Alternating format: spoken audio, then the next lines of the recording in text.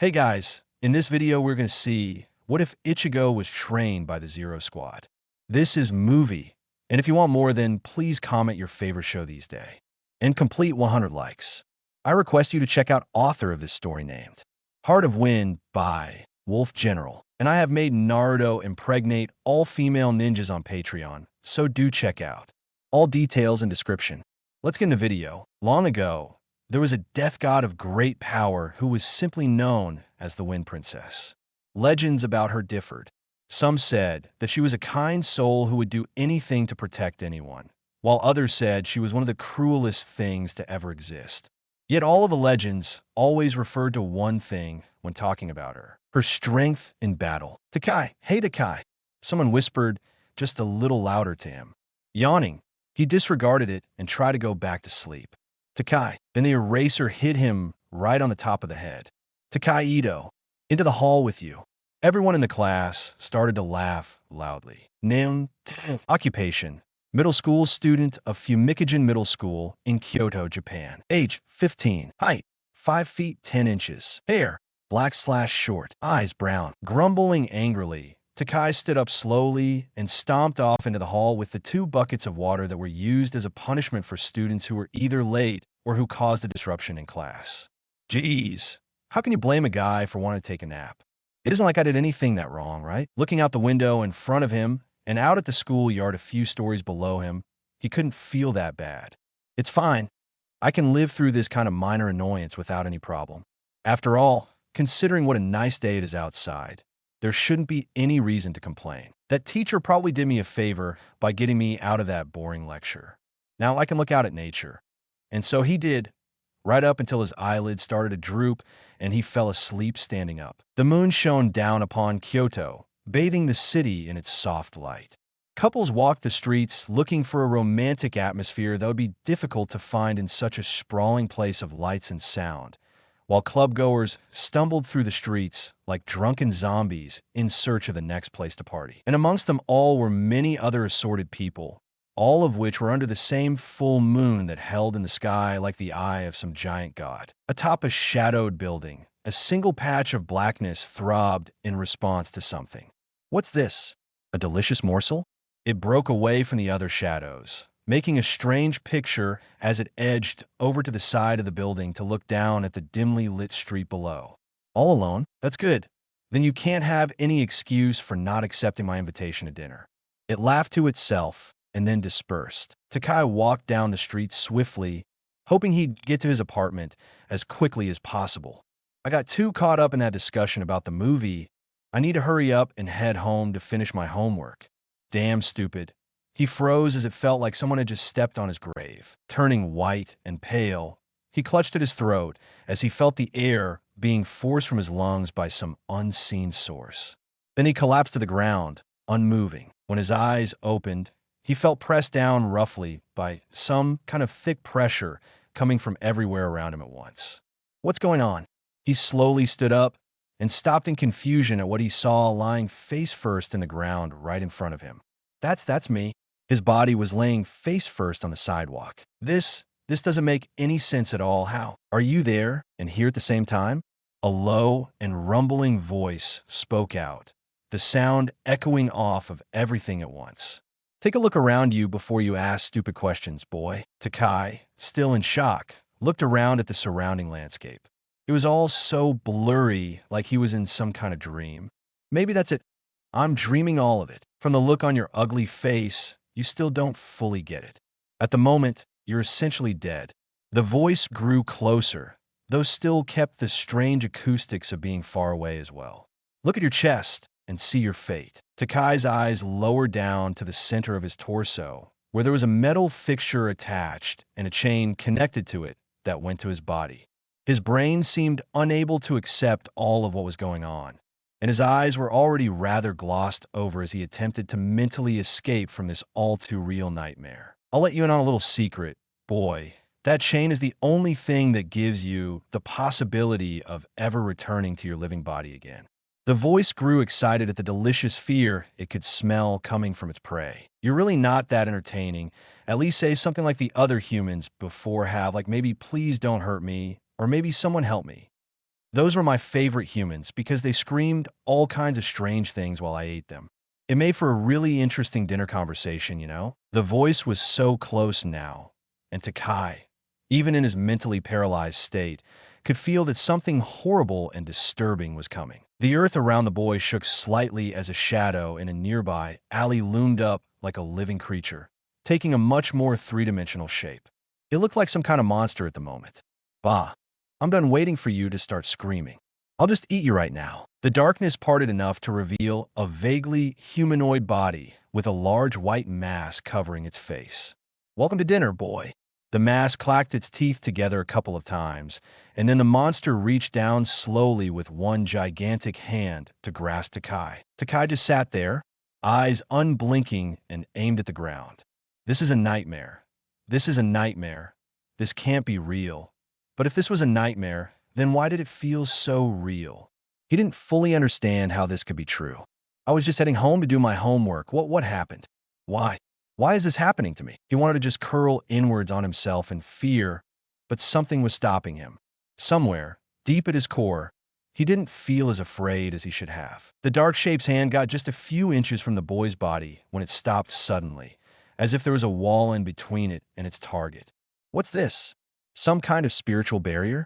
But that was ridiculous. This was some human off the street who had enough spiritual awareness to be worthy of being dinner. That's all. How could he have enough power to create something like that? Takai's trembling head slowly lifted to look right into the eye sockets of that masked giant. Both of those brown orbs seemed out of place, because while they were utterly calm, they were attached to a frightened body. Do not touch me with your filthy hands, Hollow. What did you say, you little bug? The giant drove its hand forward to crush the boy's soul, but gripped down on nothing. Impossible. Takai was standing over his fallen body, the chain attached to his chest shuddering, as if there was some kind of powerful force pulling at it. I warn you only once, leave. Screw you. The giant roared, the sound dark and unearthly. You've made me mad.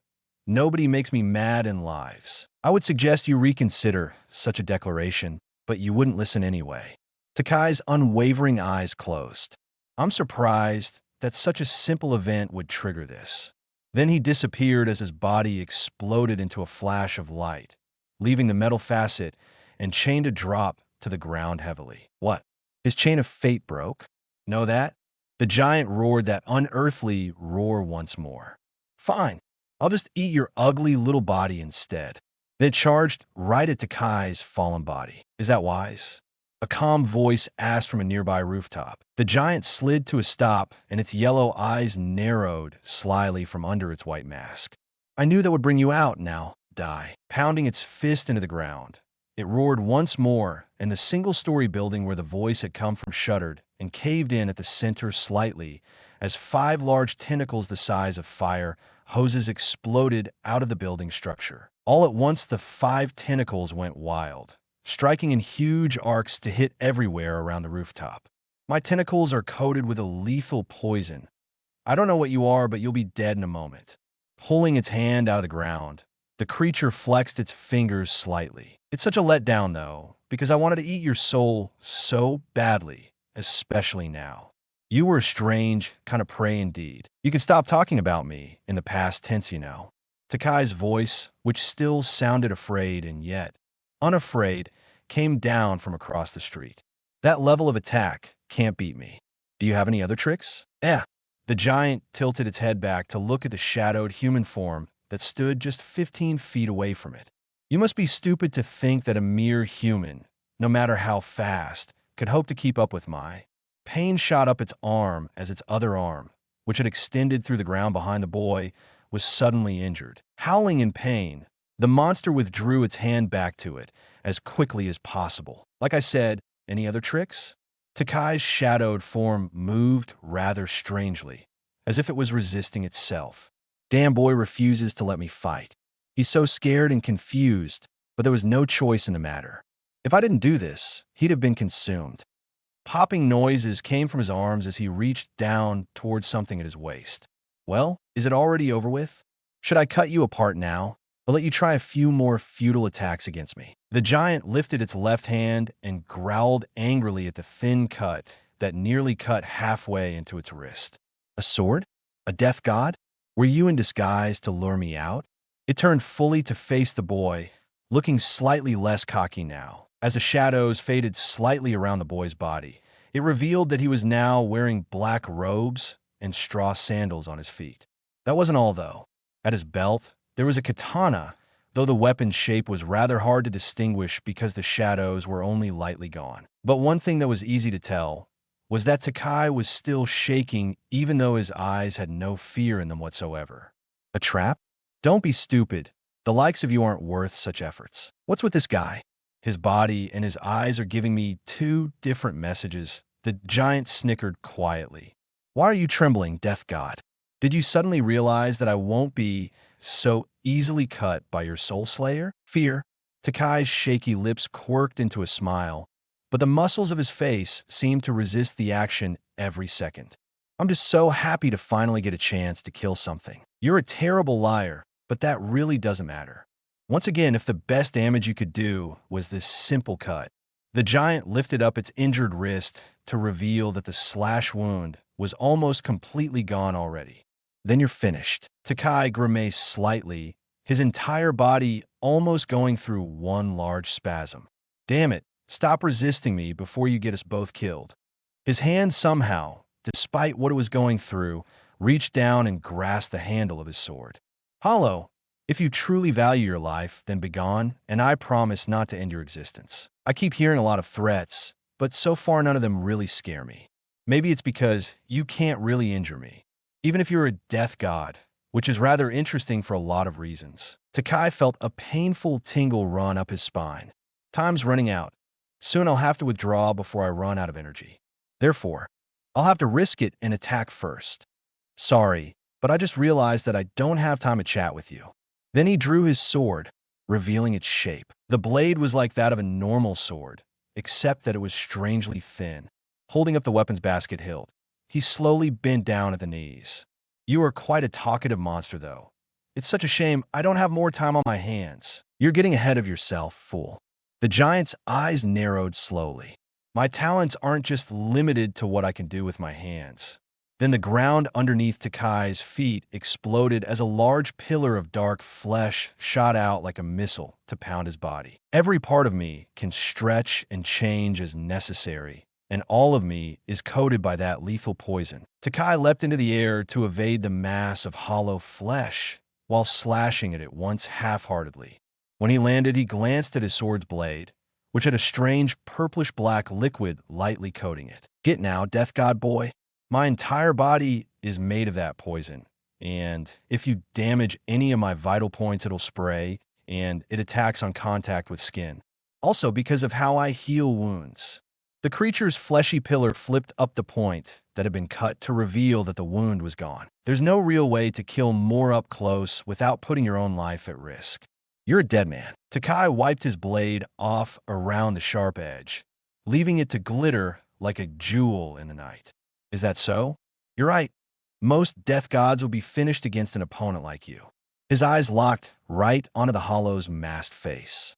However, I'm not most death gods. That's what all the death gods I've killed in the past have said. You're nothing special, and with that soul slayer as your weapon, you have no choice but to get nice and close to me, which means that I'll be able to get you with my poison. So come, death god, and let's end this. The hollow sneered, and its fleshy pillar disappeared into the ground. I agree. Takai turned on one heel. Unluckily for you, he slashed the air once in the direction of the hollow, and then sheathed his soul slayer. This weapon doesn't need to hit you to damage. Were you The hollow's body trembled rapidly as a fracture line cut appeared from the top of its head to its abdomen. This can't be its...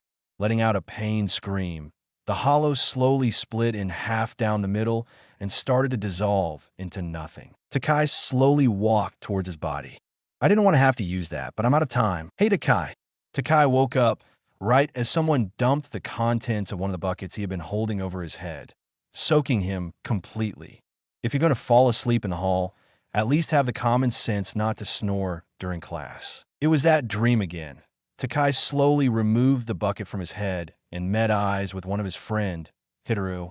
You're an ass to mess with me when I'm sleeping. I know, man, but class is over, and if you remember correctly, we were all going to the park, right? True. Takai threw the bucket off to the side and placed the other one down on the ground. All right then, let's go. Not too far away, a black-robed form stood on top of tall business building, fiddling with something. Stupid receiver, must be broken or something. It's getting all these weird signals from Soul Society. Name, Homoru Katochi. Occupation, Death God. Age, unknown, approximately 150 years or so. Height, 5 feet 3 inches. Hair, blonde, shoulder length. Eyes blue. Brushing back some of his hair, Homoru poked the silver cell phone-looking device in his hand a couple of times. I hate technology. Why is this thing acting like this?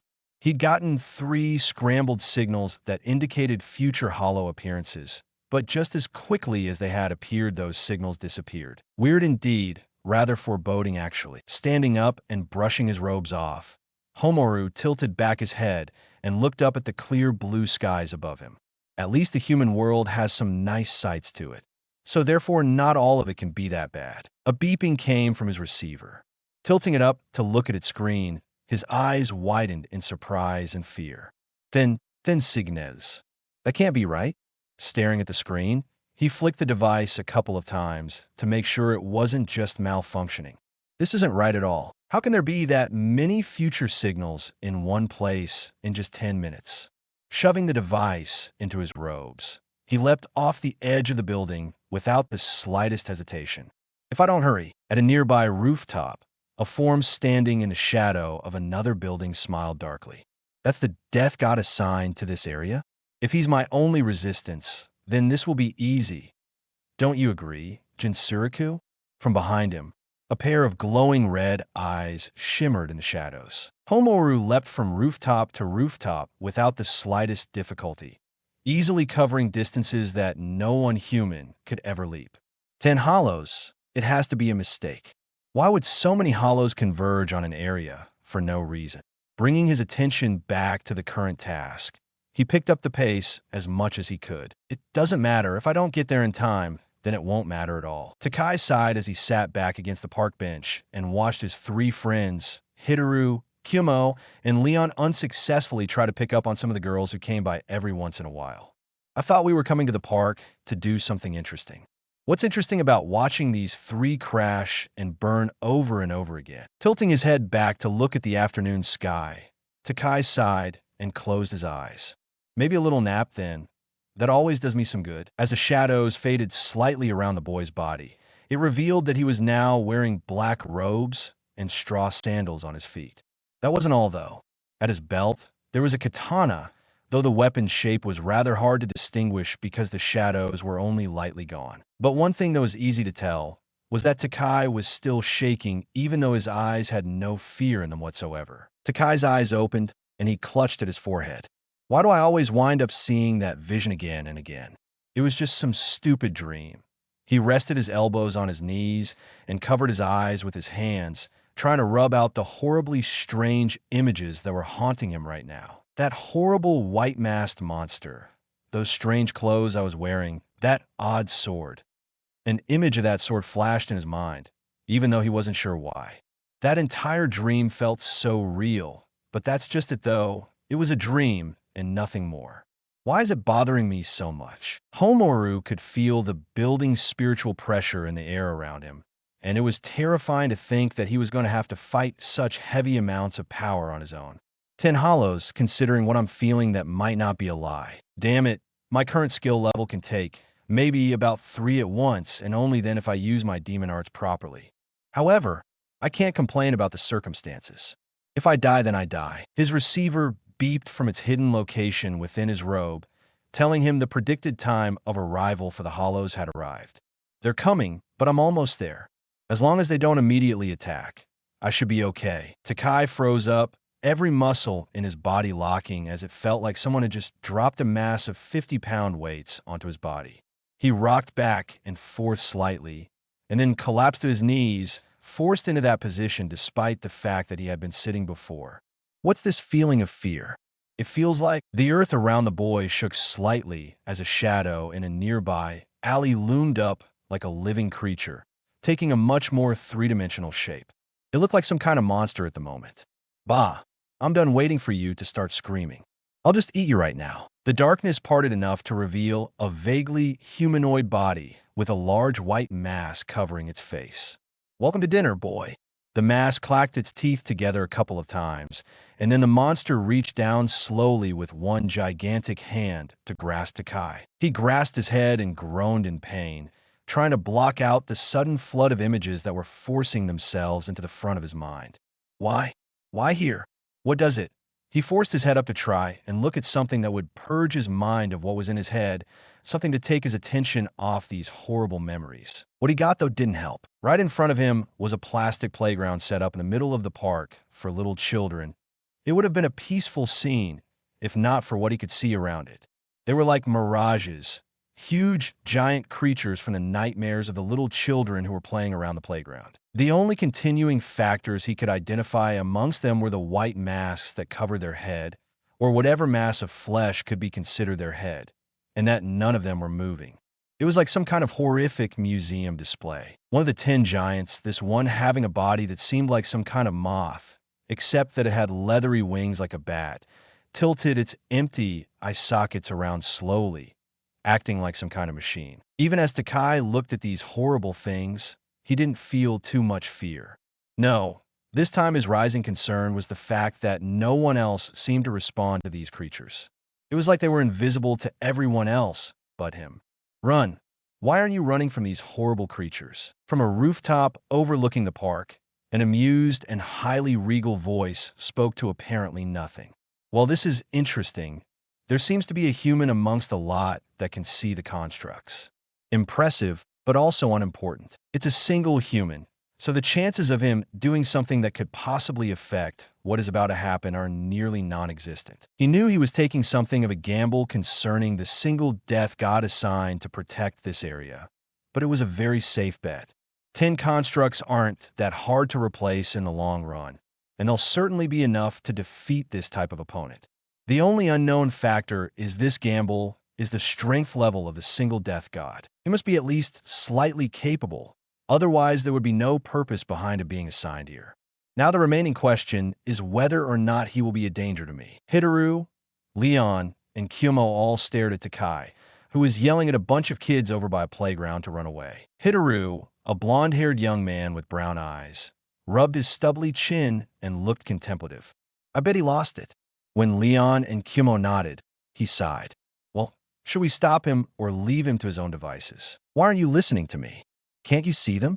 Takai normally wasn't a very active person, but right now he seemed extremely active as he yelled at these children. Mostly they either ignored him or just laughed at him, and it was only making him even more frantic. Those monsters haven't moved yet, but that doesn't mean a thing. They might just be biding their time, or worse. Damn it. Why am I the only one who can see them? Then all at once, as if their heads were jack-o'-lanterns and Halloween had just begun, bright yellow and red lights came alive within the heads of the 10 monsters, and all at once they roared an unearthly chorus of anger that brought Takai to his knees, clutching at his head to make the noise stop. No, they're moving now. He somehow managed to lift his head to watch them as they slowly started to move, their bodies rapidly gaining speed. Soon they'll be moving normally, and then they would kill those children. He knew they would. He didn't question that knowledge, but he knew he had to do something about it. Please, I'm begging someone get those kids away from there. A large caterpillar-like monster roared, its tapered mask clacking open and closed. Then it advanced toward the group of children going down a slide, its mouth set to let them fall right in on their way down. No, Takai tried to stand, but something about this situation was causing him pain that was so intense he couldn't think straight. The monster teeth came a few inches from biting down on a little 3-year-old boy's head. Oh Lord, mask of flesh and bone, all creation, flutter of wings, ye who bears the name of man, truth and temperance, upon this sinless wall unleash but slightly the wrath of your claws. Way of Destruction 33, Sokatsui. There is an explosive flash of blue light, and when it faded, the monstrous caterpillar was on its back a few feet away from where the children had been, smoke rising from its body. Takai slowly looked up at the source of that strange blue lightning. What was that? More importantly, who was that? Homoru cracked his knuckles and thanked every teacher he'd ever had who had taught him about the demon arts. Without that spell, there would have no way for me to stop that creature. He breathed a small sigh of relief as he watched the children run from the playground, confused and rather terrified by the sudden lightning blast. It was luck that I didn't hit those kids, though. I had to use the full incantation, though, or else that thing wouldn't have been defeated. The caterpillar hollow squirmed and roared in anger, and then rolled onto its legs again and howled. The others, sharing its cry as their attention turned completely onto the black-robed figure that stood atop a nearby bathroom stall. Here goes. Homoru drew his soul slayer and leapt right towards the nearest of the hollows, which had a very snake-like body. Something's wrong. These hollows are acting like some kind of pack of animals. That's not right. Hollows don't work well together. Also, that Sokatsui should have obliterated its target. Instead, it only stunned it. This won't end well, but I'm already engaged. Prepare yourselves. Right before he reached the snake hollow, a giant fist slammed into him and sent him shooting through a nearby tree. Takai just kneeled there, eyes wide in surprise. A death god. Then his brain had a momentary freezing as it questioned how he knew what that guy was. More importantly, he's going to lose against these hollows. Another unfamiliar word he shouldn't have known. There's no way he can beat them all. I see. So that's the extent of his abilities? A deep sigh came from that regal voice. It's too sad to watch.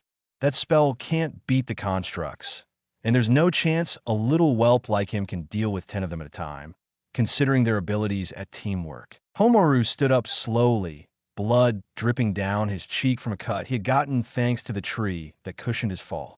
Damn it, that was unexpected. Hollows normally don't attack like that when they're in groups. I have no choice. His hands started to move. If a full power blast won't work, Way of Destruction 31. Homoru cut the spell off and leapt to the side right before he was flattened by the same fist that had hit him before. These hollows are stronger than they should be, and none of them speak either. That doesn't make any sense. Slashing the giant fist once before he ran, the death god pondered what he could possibly do in this situation. Demon arts are ineffective, while my soul slayer can't kill them all quickly enough to avoid getting locked in a blood skirmish. And against this many hollows, a bloody skirmish will mean my death. Hey, are you all right? Takai yelled out towards the blonde-haired guy who was apparently getting destroyed by these things. You want me to call the police? Homoru blinked in surprise at this. You can see me? Then he had to leap to the side to avoid a crushing fist aimed right for him. Any reason why I can't, Mr. Death God? Takai tilted his head to the side in curiosity. His fear was gone now that the children were out of harm's way. Homoru cursed under his breath. Demon arts won't work, regardless of how much power I put into it. So I have to fight, but I need help. I don't suppose, considering you know what a death god is, how to help me fight these things. Fight them? Me? Takai pointed at himself. Are you nuts? I don't know how to fight at all. How would I help you with those things? Homoru could tell this kid wasn't normal, considering he was talking so casually in the percents of 10 hollows. This kid's spiritual energy is horrible, though. He shouldn't even be able to see me. So how is it? He let the thought go to avoid another crushing punch, replying to it with a deadly swing from his sword that left another gash in the arm of the attacking hollow. However, this one didn't make any roars of pain. It was perfectly calm.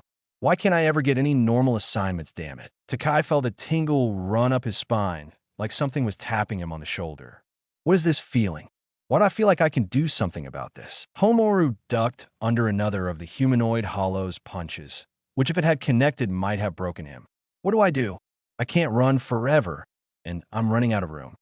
He had considered running into the trees for cover, but considering there were still people around who were spectators, he couldn't get them involved. I have to stay in the area of this weird plastic structure. But what should I do to deal with these things? Takai frowned. Why do I feel like I need to help? Why do? That tingle ran up his spine again. Why do I know that I can help? Homoru turned on one heel and leapt over the next punch, running up the hollow's arm to its head and slashing right through its mask. Before he could smile at his victory, though, the tail of the snake hollow came out of nowhere and smacked him hard enough to send him through another tree. Takai watched the giant humanoid hollow's body fade with a jaded eye, because somewhere deep in his heart he knew that was one down, but 9 more to go. This guy can't do this alone, But help him? Who am I kidding? How can I possibly help him? Is that the problem? Takai looked around him, the echoing voice strangely familiar. Damn it, it's bad enough to be seeing things, but now I'm... Do not worry about that right now. You wanted to help him? Am I correct? Do you feel that you could defeat these kinds of odds on your own? The voice was strangely stern and yet calm at the same time. Takai watched as the blonde-haired guy stood up just in time to get struck by that giant tail again and get pounded into the dirt. The culprit, the snake hollow, howled and rose up, preparing to dive in and swallow him whole. I can't watch someone die, not right in front of me. Yes, yes, I can. The voice grew quiet, as if it was considering something. I hope the next time we speak, you'll be somewhere near the level to understand who I am.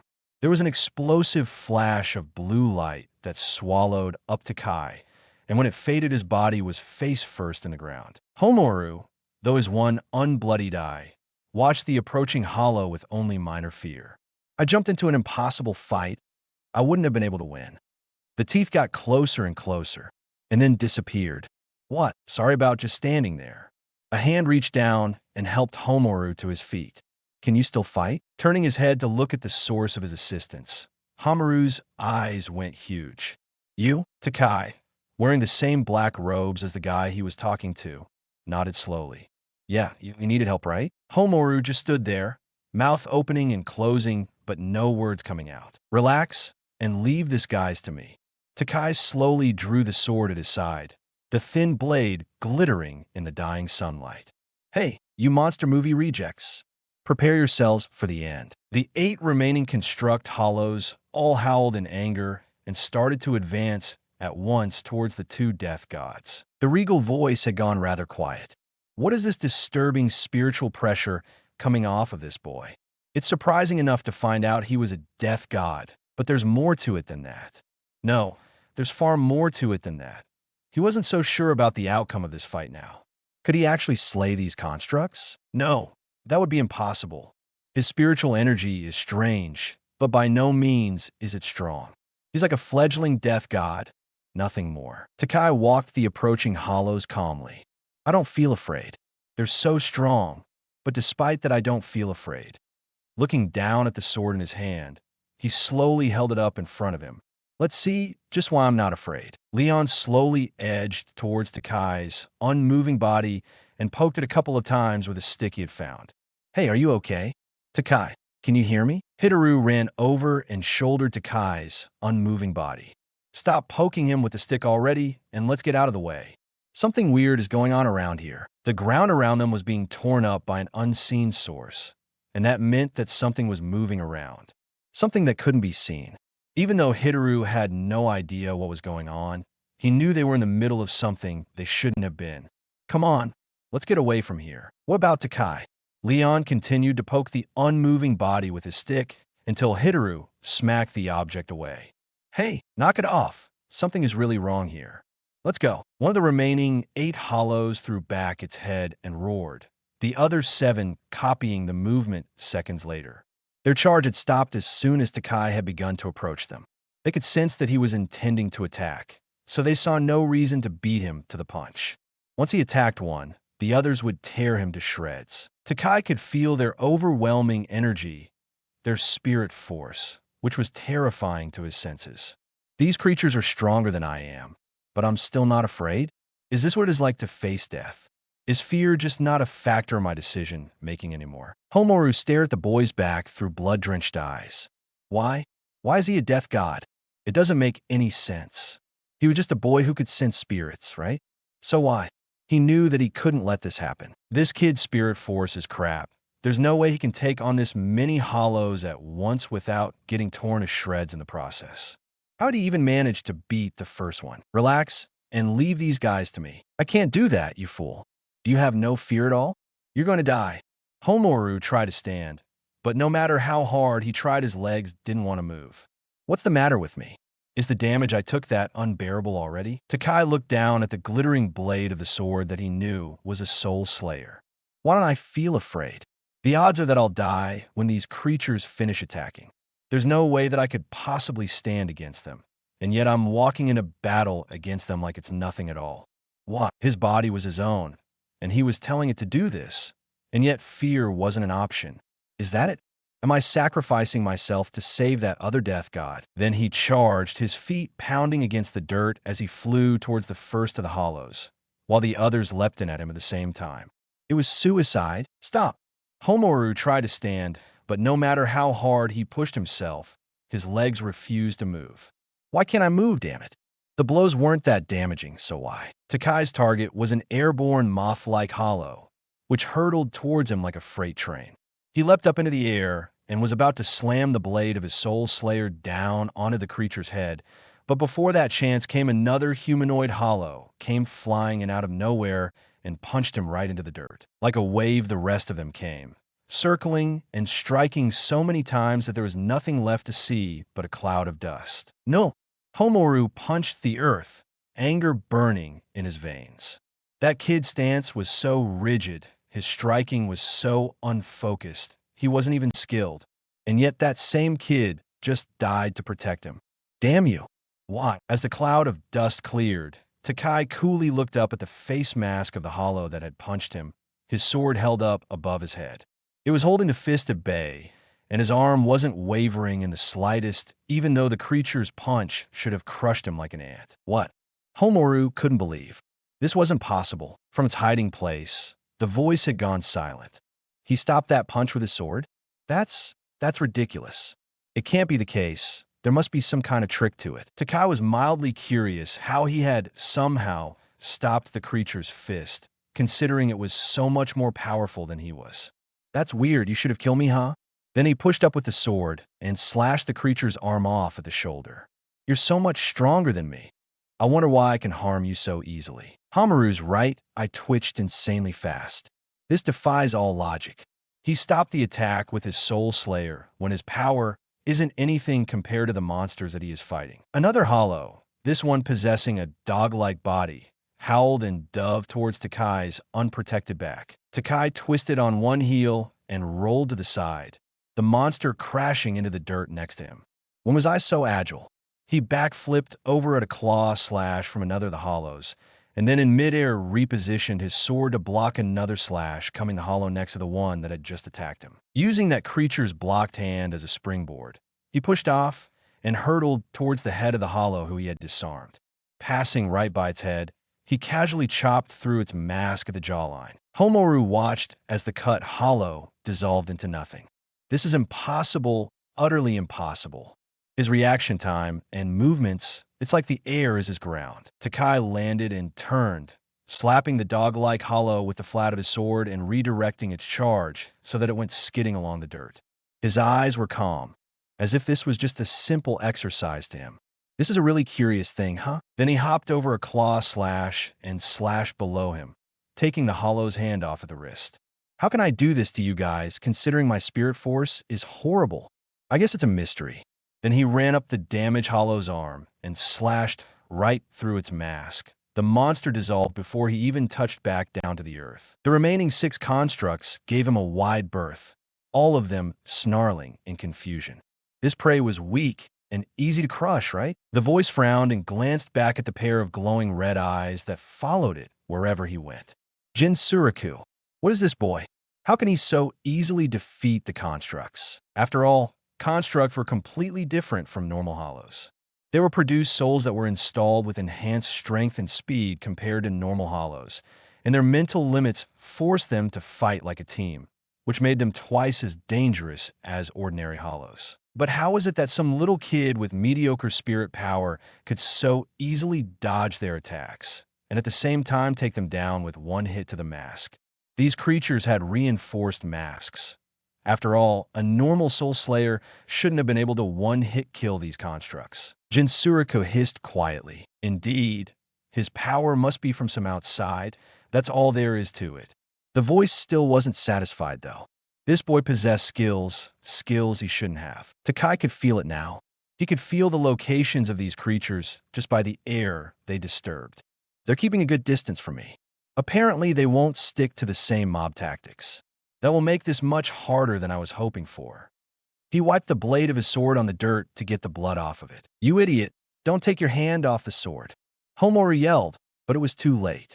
One of the hollows was already taking advantage of that.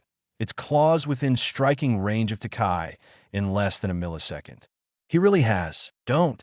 Takai's other hand threw the handful of dirt it was holding into the eyes of the hollow, and he turned on one heel, the edge of his soul slayer trailing in the dirt right before it launched up and took off all of the fingers on that hollow's hand in one slash. Call me an idiot. My name is Takai Ito. He leapt up into the air and landed on the hollow's roaring head. Before it could react, he drove the blade of his sword right into its throat. It made a strange, gargling noise and then dissolved, while he landed on the ground unaffected. And I do get pretty high grades in school, you know. The other hollows gave him an even wider berth. Damn it. What is this kid? The voice grasped the hilt of his sword. I'll just have to take him out. He froze, a persense suddenly within his mind. Sir, what do you mean? Don't interfere. But sir, constructs aren't that easy to... That persense didn't relent though, and he slowly removed his hand from the hilt of his soul slayer. As you wish, Tinsutsu-sama. One of the hollows roared, and others responded. They were taking this reprieve to discuss their strategy and to figure out a way to kill this apparently unstoppable prey. Takai stood there silently, eyes looking at nothing in particular as he cleaned the blade of his soul slayer. Then his eyes widened, and he slashed right behind him at something large that was approaching him. When no sound of pain came from it, he glanced up and realized his mistake. He had just slashed a swing set in half. They're throwing things at me. Then he felt it. From more objects from 4 different directions, all coming in at the same time. Instinctively, he knew he could only destroy 2 more of the objects, and it was too late to dodge. Damn, did I get that careless? Yelling out, he slashed through a huge hunk of stone and then kept moving, cutting through a hurl tree as well. This won't work. Those other 2 objects. His eyes turned to see the sharp edge of a twisted hunk of metal hurtling right towards his eye. I guess this is where I die. There was a loud clang noise as the hunk of twisted metal was deflected by the blade of Hamaru's sword. The blonde-haired death god landed right in front of Takai and slashed as hard as he could to cut through the last object, another large rock. You're a cocky little bastard, you know that? If you can so easily dodge their attacks and cut them down, why don't you already? His forehead wound was cauterized, and there were streaks of blood on his face. You're a horrible fighter in that respect. Takai smiled slightly. Maybe so, but it's good to see that you got off your lazy ass and helped me already. I was wondering if you just intended to let me fight these monsters off all on my own. Homoru returned the smile. You think I'd leave these dangerous creatures to an apparent greenhorn like yourself? Dream on, kid. He eyed the remaining 5 hollows, all of which were roaring once more as they tried to work out some kind of strategy for dealing with 2 death gods at once. What do you think? Can you take them all out? Not a clue. Takai eyed all of the roaring hollows calmly, his senses still locked onto the air surrounding him. I can sense their movements, but only if they move against me. Throwing things apparently doesn't trigger it until the objects are too close to stop totally. You're a scary kid. Homoru sighed. But you're treating this fight like it's a game. If we lose, we die. You got that? Takai didn't respond. Hey. Homoru elbowed the boy in the side. Listen up, I heard you the first time. I don't agree. Takai sharply stated. These things aren't the danger around us. Can't you feel that spirit force? It's like a curtain hanging over the area. Homoru was about to ask what Takai meant, but then he felt like he was being pressed down upon by some kind of heavy weight. Is this a spirit force? Is this really a spirit force? It's at least lieutenant class. He lifted his head up towards the general direction of the spirit, which was coming from a nearby building top. I couldn't sense this. It seems like they've sensed us. The voice seemed even less pleased than it had before. I still don't understand why I'm supposed to leave them alone, but I've had enough waiting. He pulled a small metal whistle out of his robes and blew into it, though no sound came out. I can't attack, but I can order the constructs to attack instead. All of the hollows roared at once, and each one threw a large rock at the 2, right before they charged at full speed. Takai frowned. No way to avoid the objects and the hollows. And if I slash the objects, the hollows will tear me down before I can respond. Homoru held his soul slayer up in front of him, his eyes calm. If this is the end, it was nice meeting you, Takai. Takai froze at those words, and it seemed like time had stopped. It was nice meeting you. I'm sorry I never got to know you better. Then he was gone, as the entire battlefield went up in a single explosive release of spirit force. It burned so much, and yet it didn't burn as much as the fact that he would never come back. And it was all because I wasn't strong enough. Takai's eyes were wide in anger. I won't let it happen again. What are you talking about? Homaru blinked as Takai seemed to disappear. Where'd he? Then he was blown to the ground by a strong blast of wind. What was that? Takai stood atop the head of the construct hollows, his eyes glaring down at it. You need to go. Then he cleaved its head off with one swing of his soul slayer. At the same time, all of the thrown rocks dropped to the ground in numerous tiny pieces. One of the farther away hollows roared and grabbed a pair of large rocks, getting ready to throw them. Takai snapped the blade of his sword up in an arc, and then he ran towards a different hollow. Take this. He swung the sword in the direction of the hollow's head and then changed directions, running towards a fourth one, while the two he had swung his sword in the direction of howled as they split down the middle, dissolving instantly. Homaru didn't think he could be more amazed by this kid, but now he was just plain scared. He's cutting them without even hitting them. What kind of technique is that? Takai finished stabbing his sword through the eye of the next hollow, and then charged full speed towards the last one. One more. He leapt into the air towards the hollow, his eyes locked onto its head. I'm taking your head. Sorry. The construct responded by roaring and throwing a punch at him, but before its punch got halfway to him, its entire arm was chopped to dozens of little pieces. Then its roar was silenced as the edge of Takai's soul slayer slashed into its head, followed by which its entire body split down the middle. Takai landed with his sword sheathed, eyes closed. The voice frowned and motioned behind him. Let's be off. Get Saraku. We have other things to do before the sun falls completely. Then the roof was empty, devoid of the two who had been standing on it a short while ago. Homaru very slowly and carefully approached Takai. Hey, are you all right? Takai dropped to his knees, his eyes staring at his hands. What was that vision?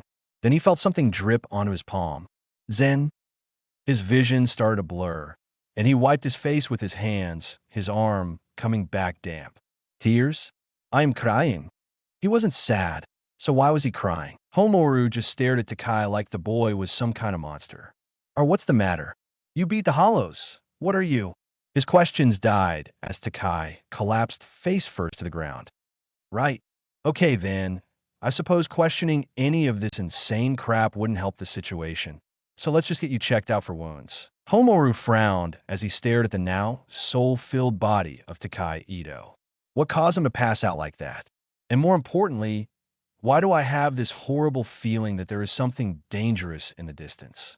This kid shouldn't exist, and yet I watched him with my own eyes. An image flashed in his mind of when Takai had simply swung his sword from over 15 feet away and cut one of the hollows in half, though the blade of his soul slayer never touched them.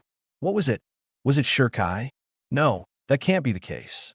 Despite the fact that his spirit force was strong, it was still within my range. His skill is similar to mine, but he was acting strange during that whole fight. His method of dodging was impossible, even for a death god. He bounced from spot to spot, easily avoiding those attacks, because it seemed like air was his stepping stone. Such a manner of fighting isn't possible on any level except for the highest class of death gods, which this kid isn't near. Then he realized that he was standing around doing nothing when he needed to go heal his wounds. I'm still on duty, which means that I'd better go do something constructive. With that, he turned away, doubting he would run into Takai again. How you turn into a death god is your own business. But if Soul Society finds out that there's a renegade death god with such power as him running around, I'll probably be ordered to hunt him down. If that is the case, let us hope we never cross paths again. The next afternoon, Earth to Takai. There was a loud clang noise as someone slammed a bucket onto the head of the sleeping boy. Takai calmly brushed the dented container aside and lazily looked up at his assailant. Oh, it's you, Azura. What do you want? Here to ask for more money from me? He rested his chin on his palm and rested the elbow of that arm on his desk so that he was facing one of his more questionable friends. I'll never pay. Azura Oru's was as strange as they came. He had arrived at the school near the beginning of year, and since then never wore his school uniform. It didn't match well with his super spiked, long black hair and his rather strange fascination with wearing leather clothing. That, and the fact that his eyes were a strange green-gold color, which all in all made him the school's scariest guy. He always had a rather crazy grin on his face, like he was constantly amused by the fact that people were naturally scared of him. Don't be like that, Ito. After all, if you act too melodramatic, then people will start. Takai's sighed. Not that it really matters, but I think you used the term melodramatic in the wrong context. Anyhow, what did you feel was important enough to wake me up from one of my cat naps? He still had that perpetually tired look on his face, showing he wasn't really afraid of Azura in the slightest. Honestly, he found him more annoying than threatening. Oh, I just wanted to ask you whether you were really asleep or if you were just toying with us all. Azura sneered and leaned in close to Takai's face. What do you think? How does it look? How does what look? Takai deadpanned. You cut your hair or something weird like that. No, just looking for a reason to get nice and close to your face. Azura was slightly surprised that Takai could act this calm while he was so close. You really don't get unnerved easily. Huh? What's the point of me freaking out? It isn't like I find you scary. Takai leaned back in his seat, breaking the ridiculously close facial contact with Azura. So what period is it? It's lunch right now, you slacker. Azura shoved his hands into the pockets of his black leather pants. God, even I stay awake through periods. How is it that you get such good grades when you aren't even awake during the classes? You've known me for 4 months, and you don't know already? Takai yawned. Apparently I'm a genius, or something like that. He just knew that all of this schoolwork was child's play to him. Shut up. Azura hated that such a lazy punk could be so damn smart. Do you study while you sleep, or something? No, I dream while I sleep. Takai smiled wryly, his tired expression breaking just a little. Besides, what's the matter? Can't live with the fact that this lazy guy is smarter than you? Azura glared darkly right into Takai's eyes. I'll light you on fire while you sleep, you know that. Takai shrugged. Do what you need to do. Homoru sighed and looked at his reflection in the water of the lake. All the damage I had taken is gone. That's good. I feel much better now. Standing up, he knew that his spirit energy was rather depleted, though. I need to spend a little bit of time regenerating my lost. His receiver beeped. Damn it all to hell. Pulling the little silver device out of his robes, he flipped it open and went over the screen's contents. His eyes widened in surprise. What? Closing the device and pocketing it, he turned and leapt up onto a nearby rooftop. Very well, I'd better hurry. Homoru landed onto the designated rooftop calmly. I wonder why I need to make a field report from here. Whatever. It won't take more than a few minutes. He was instantly brought to attention by the sound of footsteps from the other side of the rooftop. I'm glad you hurried here. It will make this little thing so much easier to deal with. I thought we were going to have this long and ridiculous game of cat and mouse too. Homoru slowly placed his hand on his sword's hilt and turned around to look at the speaker.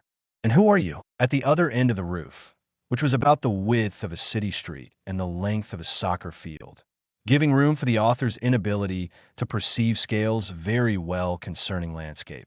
There was a single black-robed form that was obscured by shadows, which was strange because it was broad daylight out and there were no sources of shade near him. I am but a simple messenger of your demise, dear boy. The voice was regal and haughty, carrying itself with the strength that can only come of a strong ego. My name is Kimura Ashuden, but you may only call me Vice Captain Ashuden. Homoru froze, not scared of what he heard as much as what he realized. When he had landed on the rooftop, he had been alone. At least I thought I was alone. How did you manage to sneak up on me like that? Sneak? Fool. Kimura's shadowed form slowly drew his sword out of its sheath. Prepare yourself. This will be quick. I don't intend to play with you. I intend to kill you. And then a lead weight of spiritual pressure came crashing down on Homoru's shoulders, nearly forcing him to one knee. Homoru somehow kept his footing and drew his soul slayer. He said, Vice Captain. But out of the Godii 13, I've never heard of him. Who is he? And why couldn't he see his opponent's face or body even though they were standing in daylight? If standing around is how you prepare. Kimura disappeared from Homoru's range of sight. You won't even be able to follow me with your eyes. Weakling. Azura finished consuming his lunch in about 10 seconds flat, and Takai quickly responded by slapping Azura's hand away from his lunchbox, which he was lazily eating out of. You're a vacuum cleaner. You know that? Azura snickered and wiped some rice from the corner of his mouth. And you're a snooze button on an alarm clock, but you don't see me mocking you for it. Takai was about to throw out a rebuttal when he felt his entire body get pushed towards the ground by some kind of invisible weight. What's this horrible feeling? Azura lifted an eyebrow at the fact that Takai was starting to lean forward in his seat. You okay? Yeah. Takai shakily stood up. I'm just going for a little walk, clear my head and all that. Without waiting for a reply, he rushed out the classroom door, gliding around the groups of chatting students without wasting any time. Azura frowned slightly at Takai's reaction. He felt it? Poor guy must be confused as all hell then. However, whatever was giving off that horrible spirit was right above their heads. It felt way too murderous intent-wise. There's no way I can ignore it. Standing up, he brushed his jacket clean of food crumbs and walked toward the classroom door, ignoring everyone that literally scuttled out of his way. In a corner of the classroom, from behind an open magazine, a mind was calculating just what this sudden development meant. Kimura, it's you. This was something completely unexpected, and it didn't bode well at all for anyone. Homoru stumbled back, his arms shaking from blocking such impossibly hard sword strikes. What is this guy? Could he really be Vice Captain Class? No. Someone from the Information Division would have noticed him, and Soul Society would have sent an appropriate force to deal with him. Sliding into a defensive, sword-fighting stance he knew fairly well, he could feel his mind starting to get a grasp of how his opponent moved. He's incredibly fast, but my eyes are getting adjusted to it. At this rate, I should be able to counterattack before my strength level gets badly affected by such drawn-out fighting. Kimura sighed, the shadow around him pulsing in response to the breath. You're a stubborn stain, you know that? Hey, I do what I can to cause arrogant people problems. Homoru always liked how he could do things like that, and considering his opponent, his strange skill might just save his life. Despite that, Kimura held up one hand. Way of Destruction 45, Akahonu. There was a loud noise like something gas-based being lit, and then Homoru disappeared within a rising pillar of flames. If you can't even last against a weak-level version of one of my weaker demon arts, then how will you possibly? His ears picked up someone talking within the flames. Unleash, but slightly the wrath of your claws. Way of Destruction 33, Sokatsui. Then a raging blast of blue lightning exploded out of the fire pillar, swallowing up Kimura in its crackling rage. As the fire died out, Homoru snickered weakly. Don't get cocky, you bastard. I'm far from finished just because you cast some half-ass spell at me. And yet you think that. The lightning, which should have dissipated, pulsed, and imploded inwards around Kimura's sword, instantly disappearing. That your full power incantation could damage me? You picked the wrong element, dear fool. Wrong element?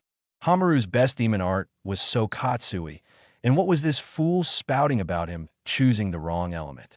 Were you? Demon arts are powerful, but they are not the strongest power of a death god.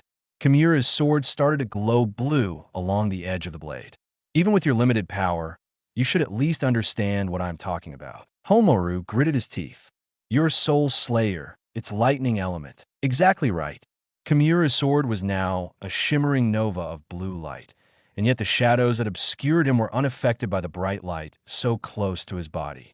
Every seated member of the Godii, 13, needs to know the power of their soul slayer, and I am no exception. You called yourself vice captain, but you're not any of the vice captains I know of.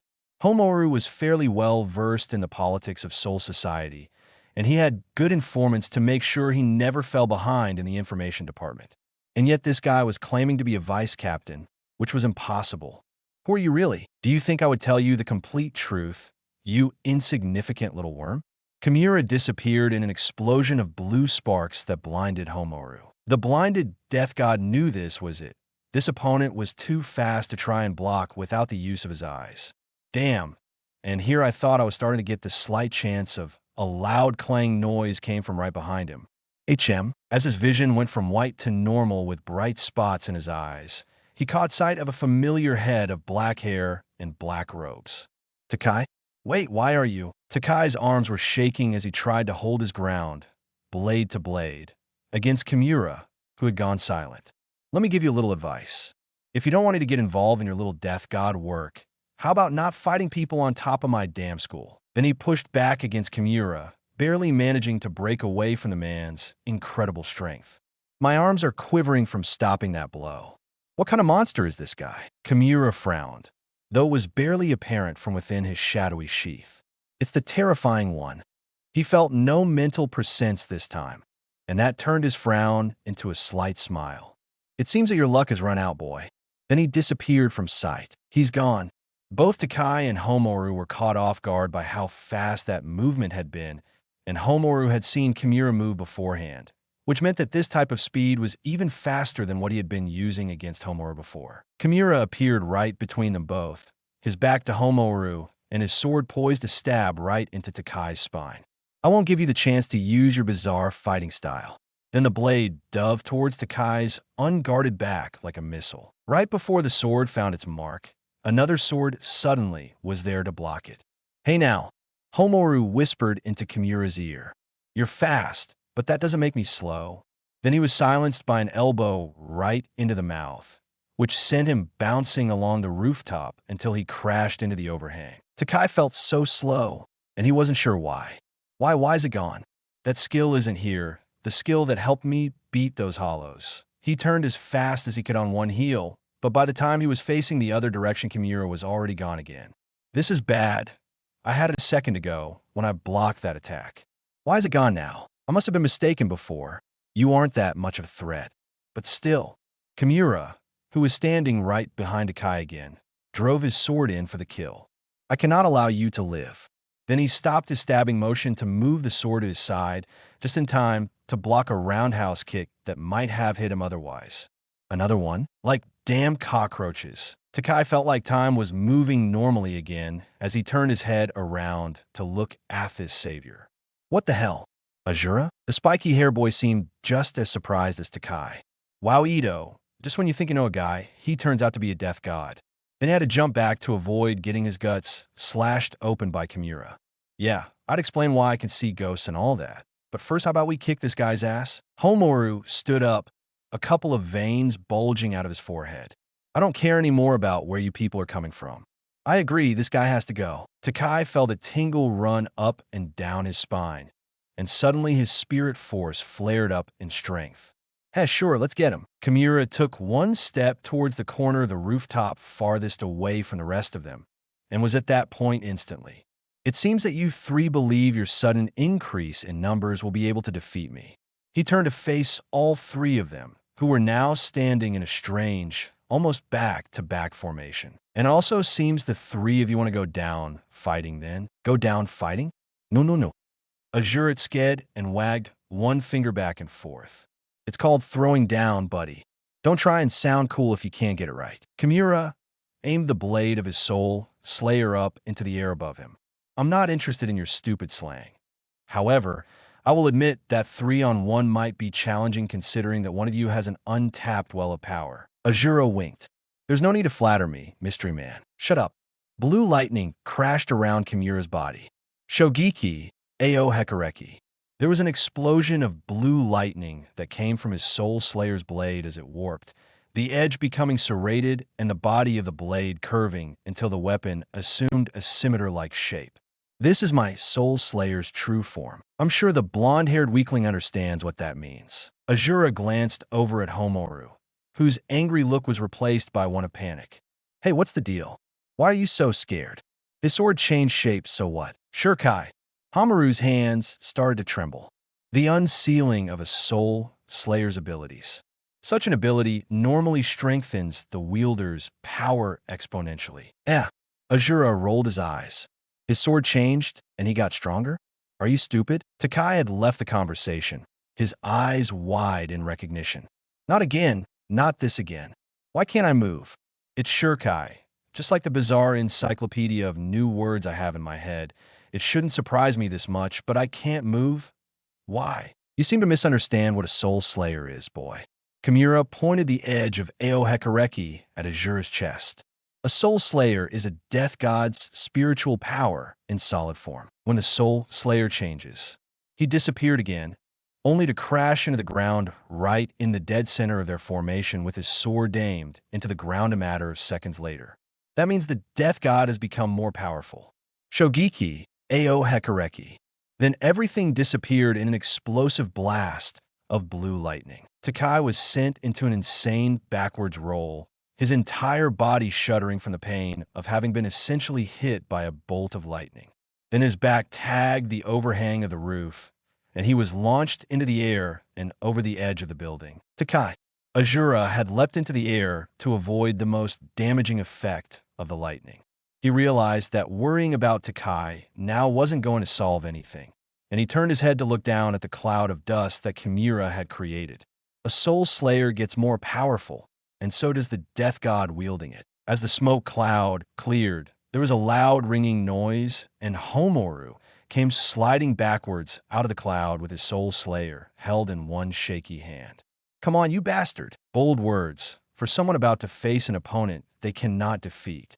Kimura came charging out of the cloud, his sword aimed to come up high and tear through Homoru's body. "Here I go, boy." Then their blades clashed in an explosion of blue sparks, both weapons coming to a rest in a position pressed against each other, as the two death gods clashed their spirit forces to try and determine who was stronger. After a few seconds, Kimura spoke calmly. "I see. So you are stupid." "Excuse me?" Homoru tried to sound just as calm, but his spirit force was getting completely overwhelmed. Despite the fact that our bodies and weapons are made of spiritins, metal is still metal. Shogeki, Ao Hekareki. Then Homoru was screaming as lightning leapt from the blade of Kimura's soul slayer, through the blade of his own, and then into his body. "You see, against Ao Hekareki, there is no chance of survival if you are a death god using a conventional soul slayer, because I'll simply blast you when our blades touch." Then he kicked Homoru in the stomach and sent the now smoking death god across the rooftop. "Your skill in battle is notable, but otherwise." He turned and used the flat of his sword to smack Azura's fist away from him. "As for you, you have some nerve attempting to attack me like that, when you don't even try to hide what little spirit power you actually have. Heh, sorry to disappoint you, Mr. High and Mighty, but I ain't folding to the whims of somebody like you." Then Azura leapt in and slapped Kimura's blade away, his hand latching onto the flat of the blade, while his other hand came rocketing in towards the man's face. "Let's see how well you take a punch. You don't seem to have very good hearing." Kimura spoke calmly, unafraid of the approaching fist. "Shogeki, Ao Hekareki." Then his soul slayer's blade became alive with blue electricity that arched into Azura's body. "You don't touch." His eyes widened in surprise, and he threw his head to the side to avoid a fist that, to his senses, felt like it might take his head off if it landed. "Impossible," Azura sneered, his entire body shaking, but his grip on the soul slayer's blade was unrelenting. "You want to shake me off? Not a chance." Then he drove his fist in again, and once more Kimura was forced on his heels to dodge. "How is this possible? I know that my dear Ao Hekareki is attacking his body with her full power, and yet he is somehow struggling against it enough to fight back." Turning, he tugged on the hilt of his soul slayer to try and free it. But no matter how hard he tried, he couldn't free his precious soul slayer from the grip of this brute. "Unhand my sword before I kill you with extreme," he growled as he was forced to dodge another punch, just as rigid as the last. "Now I see. My lightning is affecting you more than you're letting on. All you can do is punch at me like that, and such a form of attack will never touch my face, fool." Azura continued to sneer while he punched, even though he had lost all feeling in his body. "I ain't backing down, Takai. Hurry up and get your ass back here. Your spirit force was so strong enough that maybe you could beat this guy." Takai slowly opened his eyes and felt the grass under his fingers. "When did I take a—" His eyes snapped open and he sat up, realizing he was lying in the grass outside the school. "How'd I get out here?" Looking down at his death god robes, he remembered clearly. There was an explosion, a big one. "It threw me out here." Looking back at the rooftop of the school, he could that incredible spirit force from before battling it out with someone, probably Azura. Even against an opponent like that nutcase is still fighting. He felt a pulse come from something at his feet, and reached down to pick up his soul slayer. "I wish I knew how to unleash your Shurkai. I wish I knew your name." He said this rather half-heartedly, mostly because he was still creeped out that none of this was a surprise to him. This weapon is different than Hamaru's. It's special in a way I can't even hope to understand yet. However, an image flashed in his mind of the incident in the park, and he remembered how it had felt. That feeling of wanting to cut so badly that I wouldn't let a thing like distance get in my way. That was the feeling that I felt when I somehow slashed those hollows in half without being anywhere near them. Is this some kind of technique that the sword has?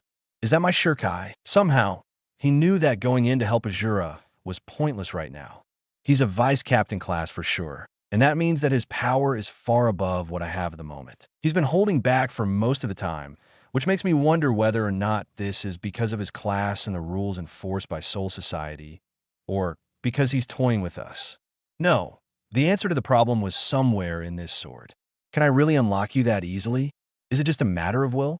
Mind over matter? His mind was reeling now with the idea that it was that simple. If he just unleashed his full power, then he could surpass Kimura. That much was clear. Why was this such a mental drama for him? Why couldn't he bring out this power that gave him such amazing abilities? Maybe it's just a pointless venture. Maybe I'm just wasting my time trying to bring out your shurikai. I should just go and fight and die.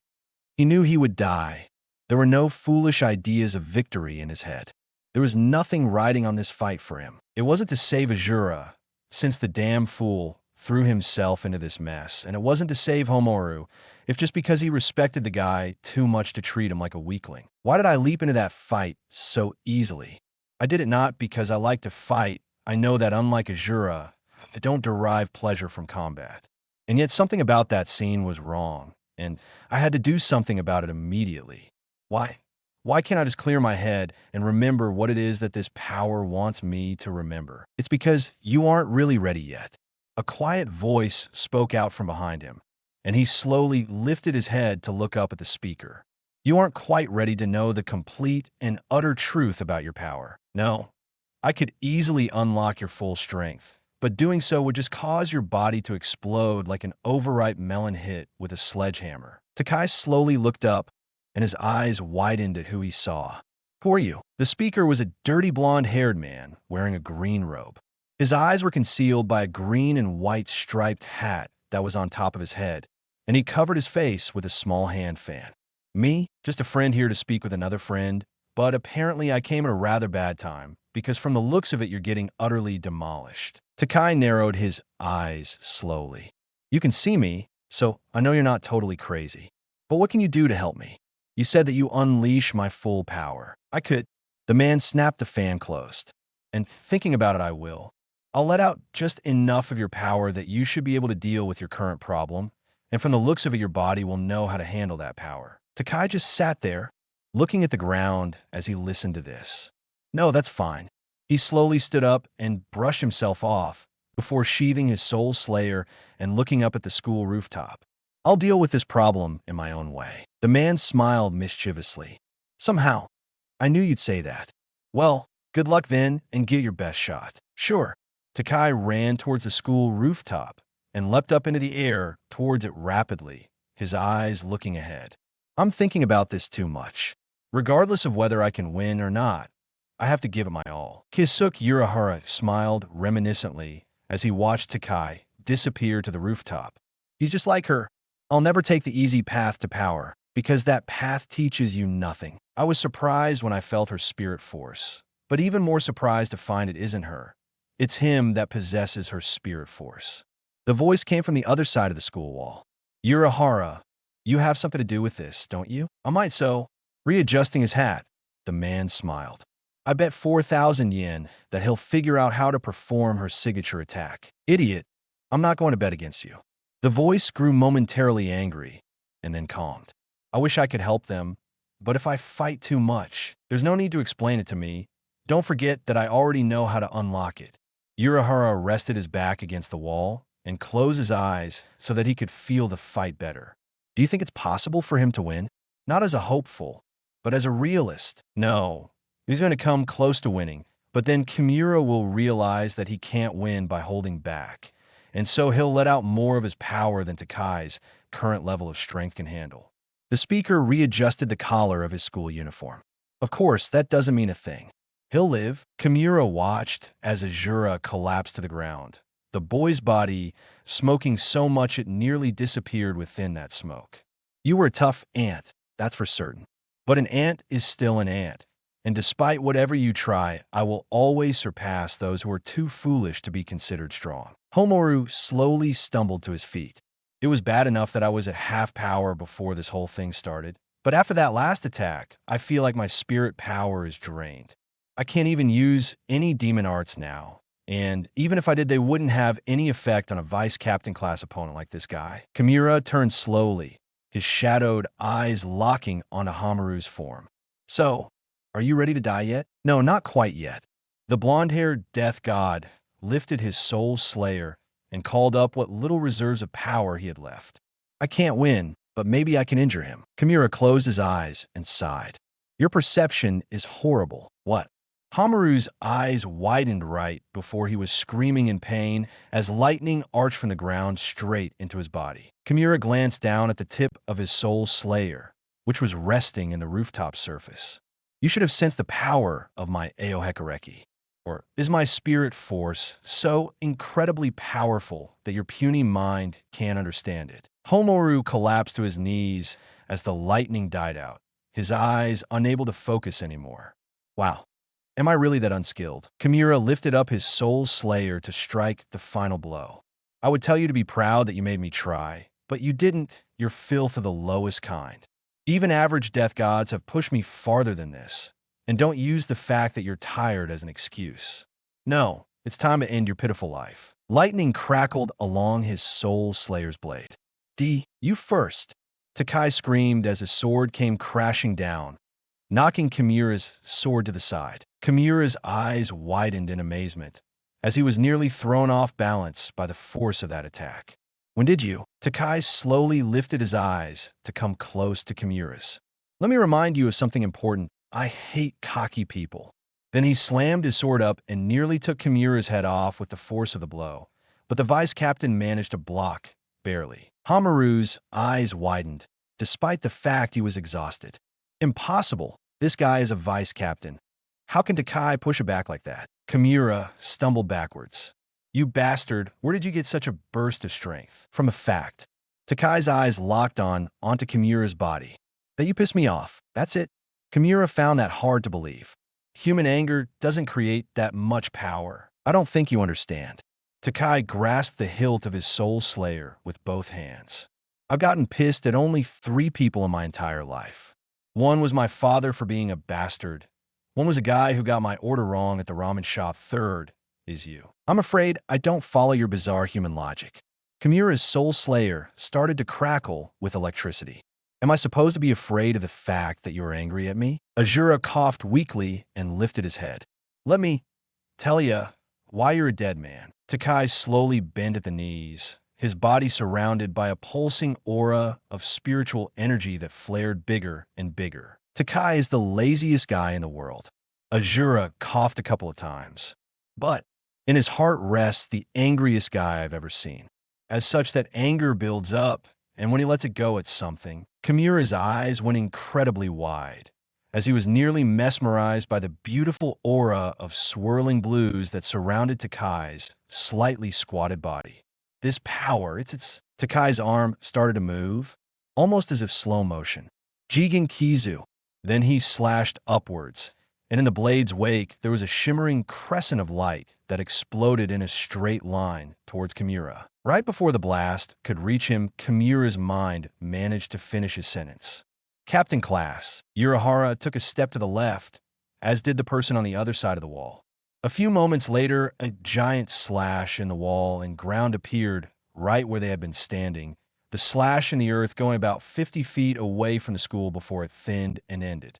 Well, it looks like I win 4,000 yen. I didn't accept your student bet, fool. The voice was impressed, though. Maybe I was wrong. Do you think he actually killed Kimura? You, of all people, should know Kimura's limits. Urahara sighed. No, despite the power you and I both know the execution was too slow. Takai looked down at his arm, which was spraying blood everywhere. What happened? I hit him, right? And therefore, Kimura stood right next to Takai, his eyes still wide.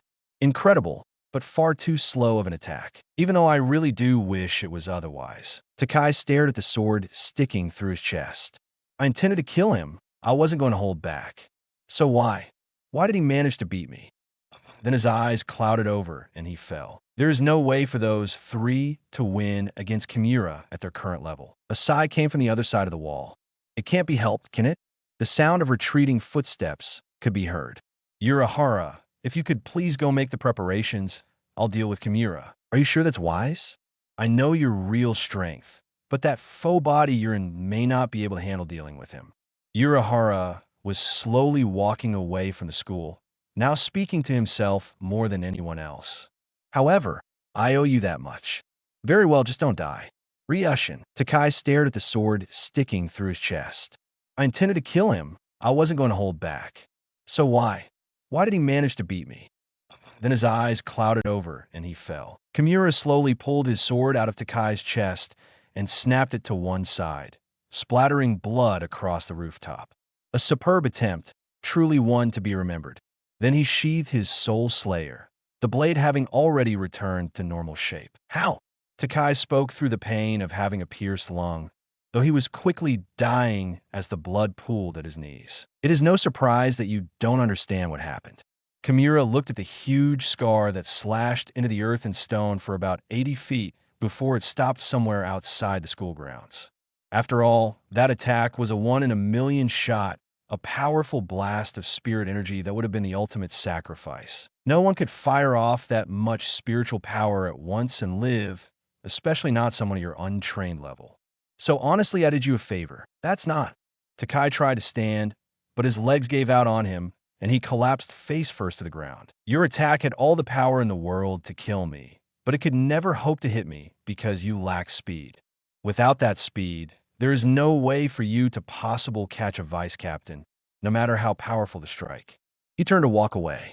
Now, lay there quietly and die. The wound I gave you will kill you much slower if you stop struggling. Takai tried to stand, but froze when he felt a hand touch his back. I can't see clearly, is it that guy? Did he decide to kill me instead? Just stay still and don't move around too much. The wound is serious, but if I can get rid of him fast enough, then I'll be able to save you. Don't die, Takai Ito. Then Ryushin slowly stood up, his eyes locked onto Kimura's, now stopped back. It's been a while, Kimura-chin. Kimura, though his face couldn't be seen, stiffened slightly in surprise. What? He turned, the permanent shadow around his body fading slowly to reveal a regal aristocratic face with blue eyes and long black hair in a ponytail. Did you call me? You heard me very clearly, Kimura-chin.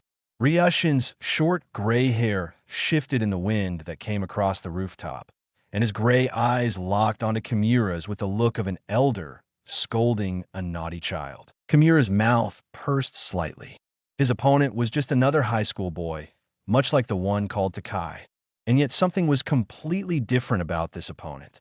That name, it's been so long I've nearly forgotten that name. Kimura, his eyes lit up with rage.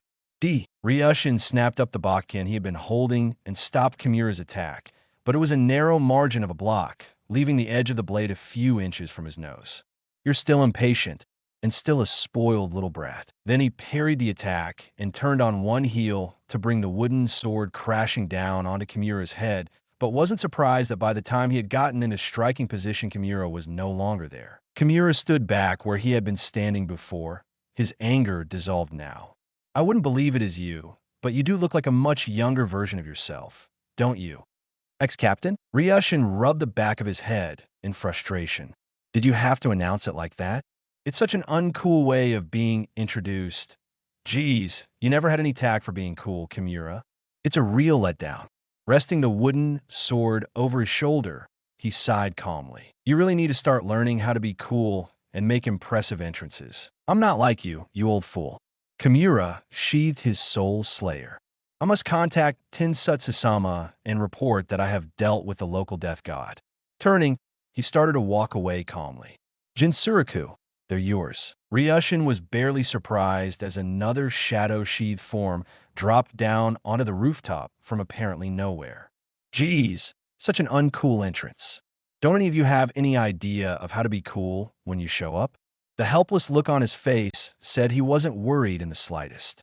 "Where are you going, Kimura? And who's Tensutsu? He is of no concern to you at all, ex-captain." Though he hated this man with all his heart, he kept the proper title in place. "I will leave my subordinate to you, since he will be more than enough. Jinsuroku, you have permission to unlock your Soul Slayer if need be. Kill him." The shadowed form leapt right at Ryushin, the dark form of a drawn Soul Slayer visible through the shadows. Ryushin scoffed. "Underestimating me was always your biggest weakness, Kimura-chin." He emphasized the last part and grasped the body of the Bakken, pushing it inwards and then pulling out sharply. With a click, the wooden body slid away to reveal that it was actually a sword. "All right, you lackey, let's get this over with." Jinsuroku said nothing in response as their blades clashed in the air, sending sparks flying everywhere. The second his feet touched the ground, he pushed forward, trying to drive Ryushin over the edge of the rooftop. Ryushin, with a bored expression on his face, turned to one side slightly and then pushed down with both hands on the wooden handle of his sword, easily breaking the standoff without wasting any energy. "I have to be careful. The seal on this faux body is dangerous, and if I tap into too much of my power, then I'll break it and destroy my soul in the process." Jinsuroku readjusted instantly, snapping his sword up to cut the ex-captain in half. But the blade was met while it was near the ground by Ryushin's sword, which instantly stopped the movement. Without making a single noise, he pulled the sword back and tried to stab forward, but the blade was stopped while it was close to his body, putting him off balance. Ryushin was surprised by the persistence of this opponent. "I'd think by now he would have figured out that my hand reflexes surpass his. Instead, he's just attacking again and again, with the result being obvious every single time." He would have written it off as rookie behavior, but the fact that this guy wasn't making any noise was worrying him. He's not frustrated at all. He's just attacking like some kind of machine. Frowning at the fact that he was getting tired of countering this guy's attacks before they could be launched, he decided right then and there his resolution. "Sorry, but if you want to blame anyone for your death, then blame Kimura-chin." Then he let the next attack approach him, but easily parried it. Using the opening in front of him, he brought the blade of his sword rocketing down to slash this man's face open. "I won't try to kill him, but I have to be." His eyes widened as sparks came from his blade as it slashed down across Jinsuroku's face. "What?" Kicking back with one foot, he slid back a few feet to put some distance between himself and this opponent. "What was that? What could he wearing on his face that could stop my Soul Slayer's attack like that?" Jinsuroku's shadow sheath shuddered and faded as its owner had suffered damage, revealing a black-robed form holding a rather regular-looking Soul Slayer and wearing the mask of a hollow. Ryushin stiffened slightly in both surprise and amazement. "That can't be. Oh, he couldn't be." Jinsuroku charged in again, Soul Slayer in position for both offense and defense if need be. All the ex-captain could bring himself to do now was continue countering any attacks, while his mind reeled with the possibility that this could be. "No, I'm letting this bother me far too much. If he was that, then I'd be dead already, and Kimura would never have been able to order it around. No, it's just a hollow mask, but the way he is moving is so relaxed compared to a normal fighter. It's hard to read his movements because of the fact his muscles don't tense up at all before he attacks." His mind was brought back to the reality at hand as one of his counters slipped and Jinsuroku's sword came in and left a slash mark on his face. "Damn, I got careless." Turning, he slammed a roundhouse kick into Jinsuroku's side and hopped back a couple of steps. "While your overall fighting skill is rather lacking, I'll admit I'm impressed by your ability to mask your actions in combat. Normally, I can prevent them from attacking, but in your case, I have to counter." Jinsuroku didn't respond. He just stood there quietly. The only thing proving he was alive was the quiet sound of breathing that came from behind his mask. Ryushin was rather curious as to where Kimura had gone, but for now he knew that was the least of his worries. "I can't hold back. There's no time. I'll just kill him and end it." His stance slowly changed from defensive to offensive. "I've been trying to figure out a way to beat you without killing you, but there's no longer any time left to debate this in my conscience. My apologies, but you're about to die." Jinsuroku slowly held up his Soul Slayer. Dejiki Kaiachiwa. Then his blade was swallowed up in a white wind. When that wind faded, he was no longer holding a sword, but a huge metal fan with a long metal handle attached to it. That's your Soul Slayer's unsealed form? Ryushin knew that this kind of weapon most likely had an attack that had to do with wind, but for now he was rather hesitant to close the distance between Jinchuriki and himself, like most clever death gods would in this situation. Though wind-type Soul Slayers are normally deadly at long range, their abilities also vary greatly. If his weapon has a limited range to it, and I'm outside that range, then charging in would be suicide. At this moment, he wished with all of his heart that he could still perform Flash Step, but he knew that was impossible in his current body. Jinchuriki slowly positioned the fan so that it was facing away from him, the extended metal part aimed at the ground right behind his feet. Ryushin charged, his entire body tightened up to dodge. It's a long-range type, if his body stance is telling me anything. That means when he unleashes its attack, I'll dodge to the side and keep moving. That weapon's current form must be difficult to wield easily, so I'll have the opening I need to finish this. Jinchuriki snapped the fan out and up, and Ryushin realized that dodging was impossible as he found himself suddenly 50 feet in the air and trapped in an insane spin that would have left anyone else dizzy. In his case, he just needed a few moments to recover from the change of location, and then he was fine. All around him was a spinning tornado of captured dust particles, which cut off his view of how high up in the air he was and where he was anyway. This isn't good. Against this kind of Soul Slayer, my abilities are nearly useless. He couldn't use demon arts while trapped in this body, and that only left his Soul Slayer, which alone wasn't going to be able to do anything a foe with a ranged attack. What can I do? Then the tornado disappeared, and he realized he was upside down and a few inches from the rooftop. He barely managed to brace himself before his shoulder slammed into the rooftop, and he bounced along the concrete roughly before the overhang ever so gently stopped his movement. Jinchuriki slowly turned to face the fallen ex-captain and slid into the same preparation stance for swinging the fan. Ryushin lifted up his head and, through the pain in his body, saw this happening. Well, damn it all, he's going to really kill me at this rate. Slowly, he forced himself to his feet, despite the protests his faux body was giving him. Human limitations are a horrible handicap indeed. Jinchuriki snapped the fan up again, and Ryushin disappeared within the giant tornado that it created. A Ryushin Injuro that was much older than his current form looked up at the beautiful clouds in the sky and smiled. It was a beautiful day in Soul Society. Good morning, Captain Injuro. A couple of nondescript, at least his eyes, pair of death gods said, saluting him. Good morning. Ryushin smiled and continued on his way toward the 10th Squad's office. It should be a nice day today, as long as it doesn't rain or anything. He stopped walking and smiled, glancing behind him. You're not very stealthy, Kisuk. That all depends on your definition of stealthy. Actually, Urahara, no longer wearing his hat and sandals, but the robes of a death god and the overjacket of a captain of Soul Societe, said from right in front of Ryushin, catching the other captain by surprise. What? You're that surprised? And no, of course not. Ryushin readjusted himself immediately. Anyway, is there something that I can help you with? Urahara chuckled. Not particularly. I guess we just are passing each other on the way to our offices. Huh? Ryushin smiled warmly. I know you're lying, but I won't press you for the truth because I have things to do today and none of them are stand around and waste time with you. Waving casually, he continued walking towards his office. Back in those days, life was so much simpler. Ryushin slowly forced himself to his feet, though his body was starting to weaken greatly after the 5th landing onto the rooftop. Jinchuriki slid into his preparation position once again. Ryushin could already tell that dodging was out of the question and attacking was a waste for the same reason.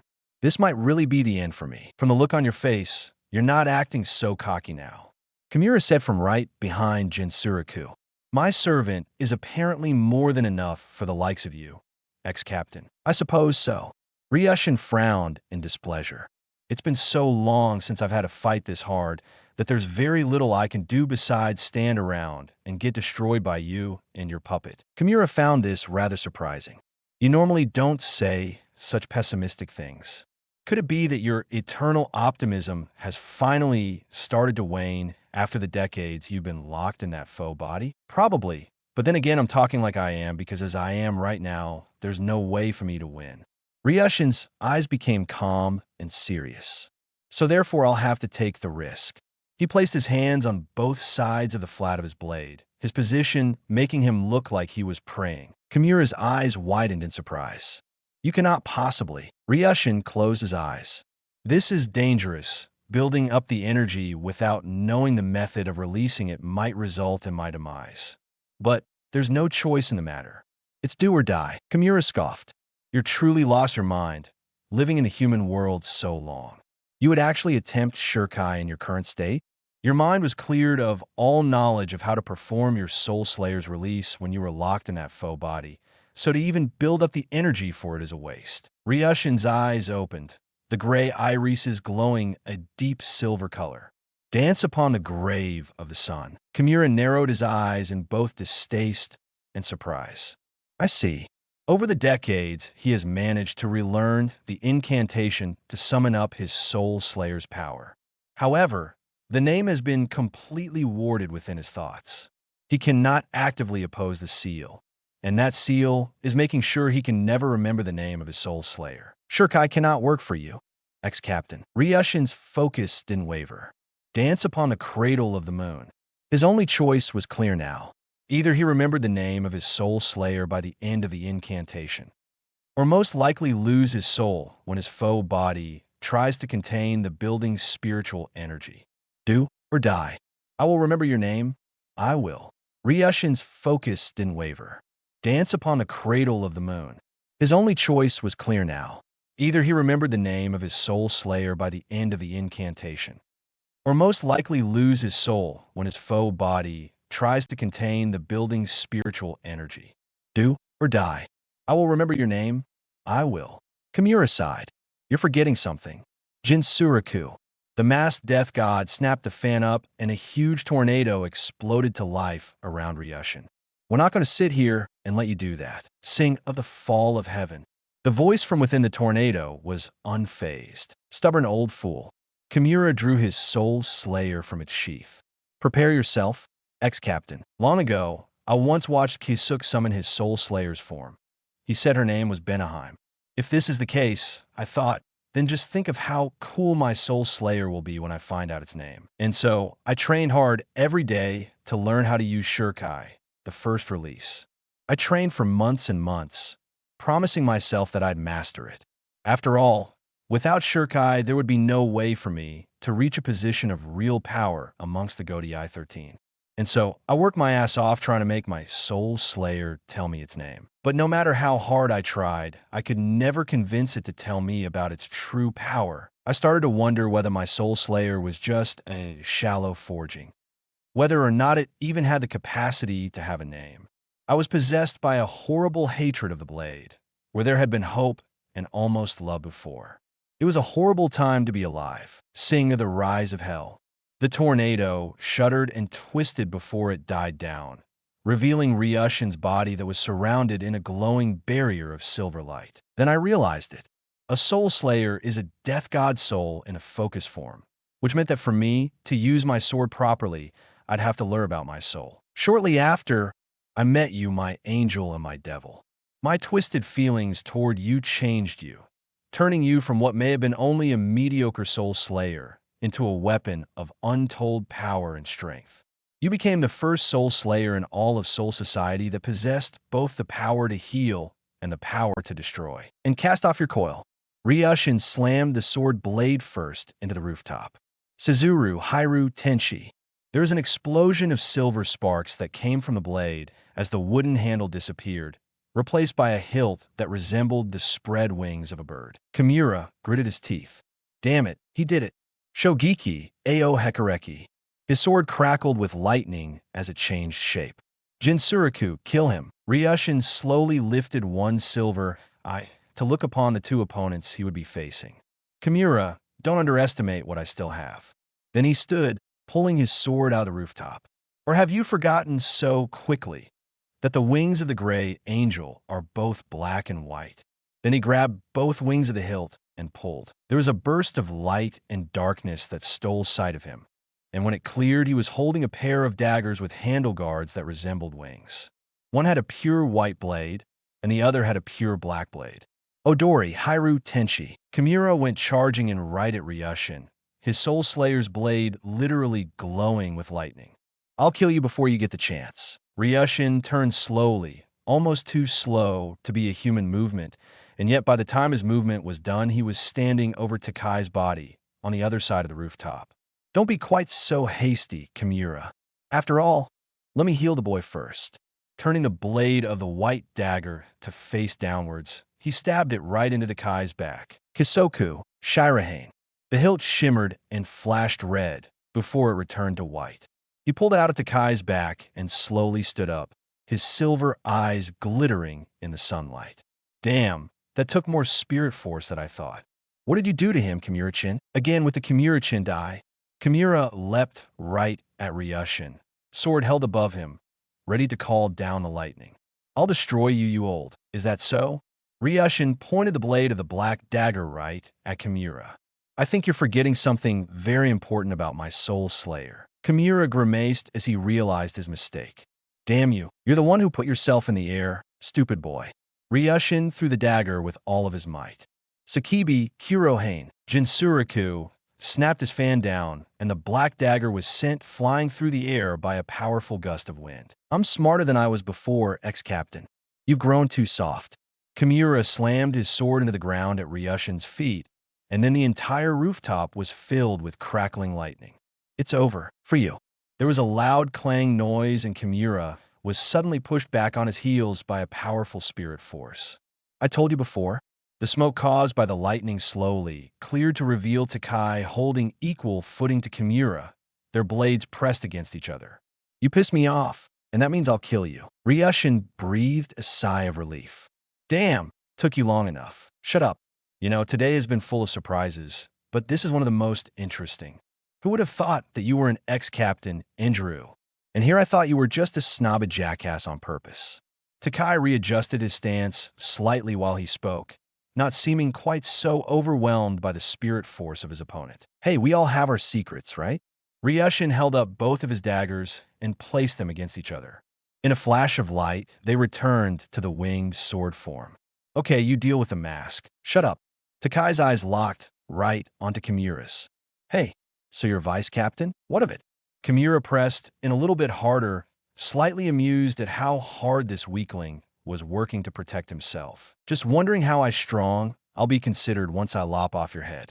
Takai turned quickly, his sword breaking contact with Kimura's and the end of the weapon rocketing in towards the vice captain's face. Kimura turned and blocked the attack roughly. You can't catch me such a weakling attack. Now, feel the lightning, fool. Takai smiled slightly. Oh, you don't even realize it? What are you? Kimura's eyes widened as he felt blood drip down his chest through his robes.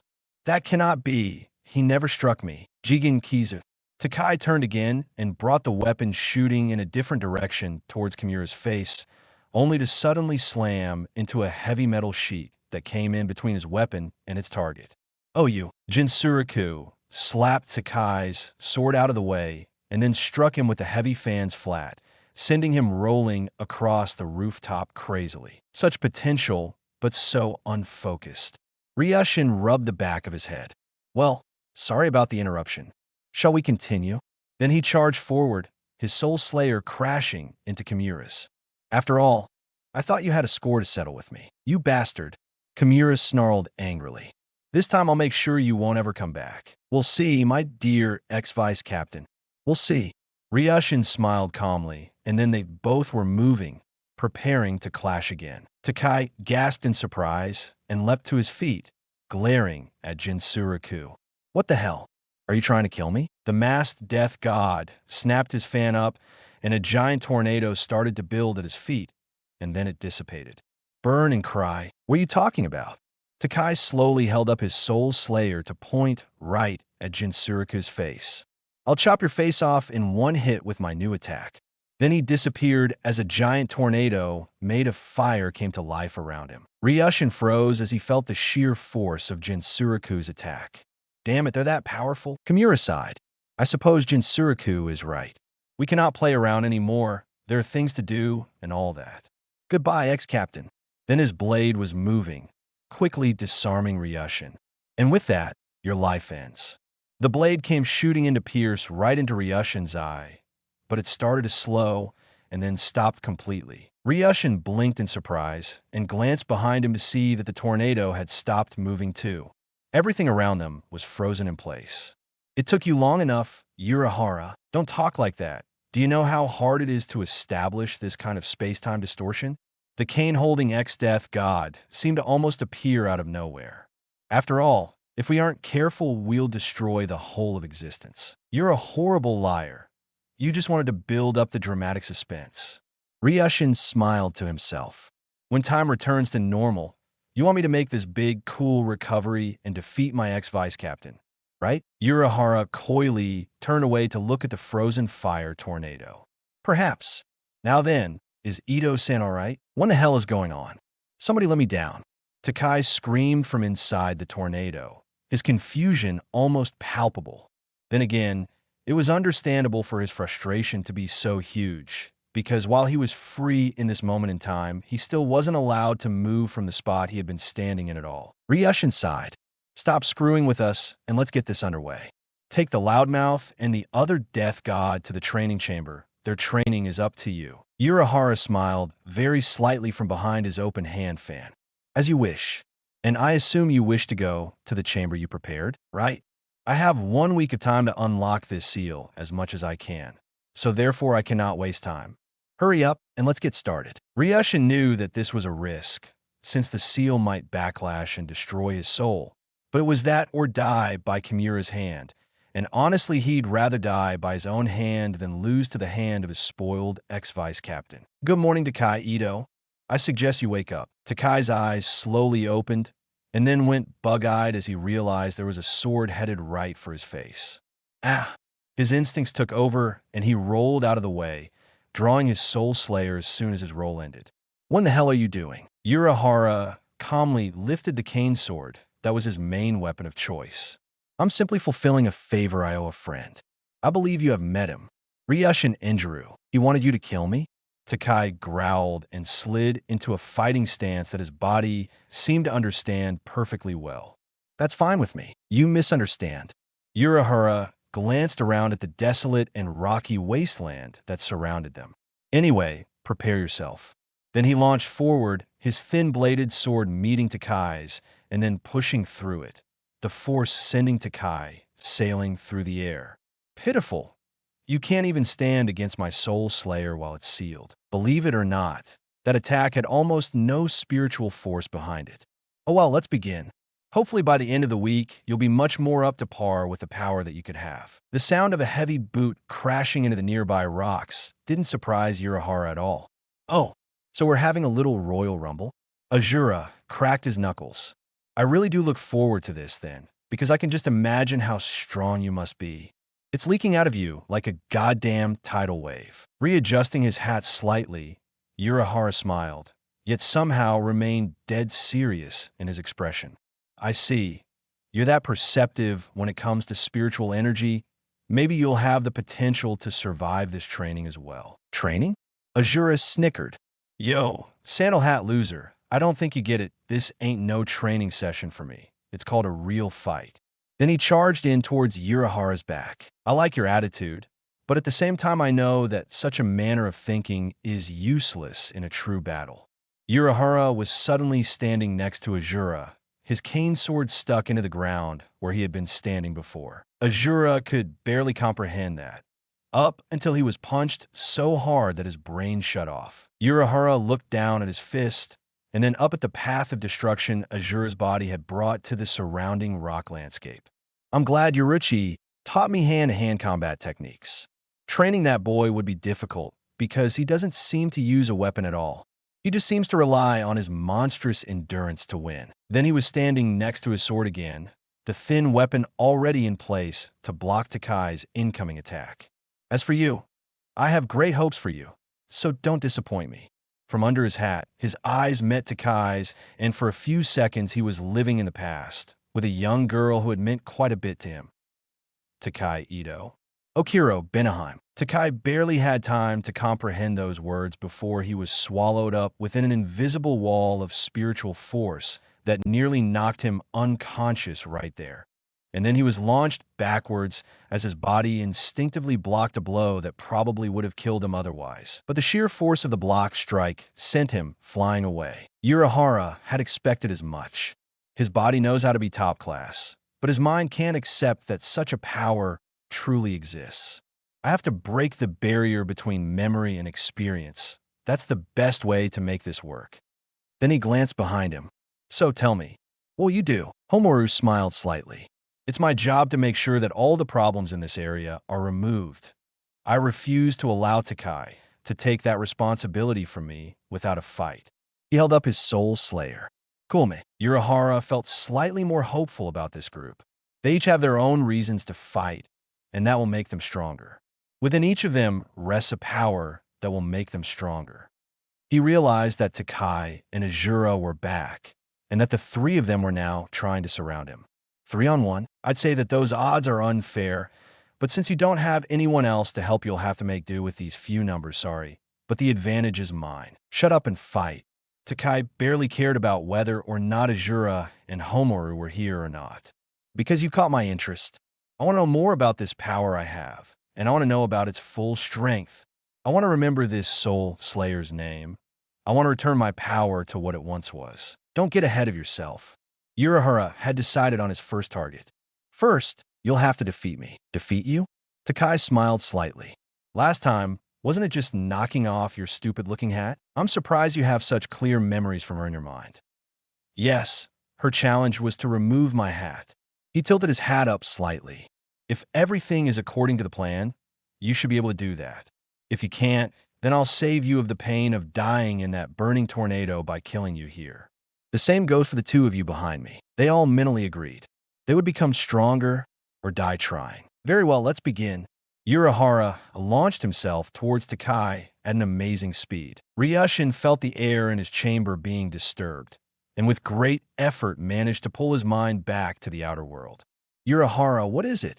Is time up already? Urahara slowly walked into the small, almost lightless room, his sandals clicking on the wooden floor. Oh, not quite yet. I just decided to come and check in on you while I let those three have a break. He sounded as cheerful as ever. Ryushin knew the truth behind those words, though.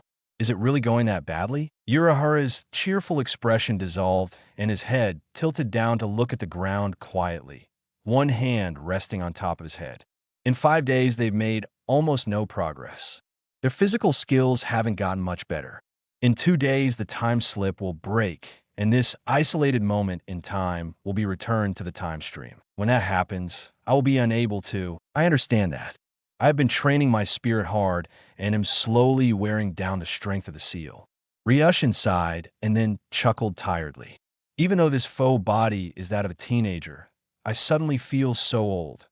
Do you feel that way on occasion, Kisuk? Resting his back against one of the wooden walls of the isolation chamber, Urahara didn't reply. After all, you still have your full power, more or less.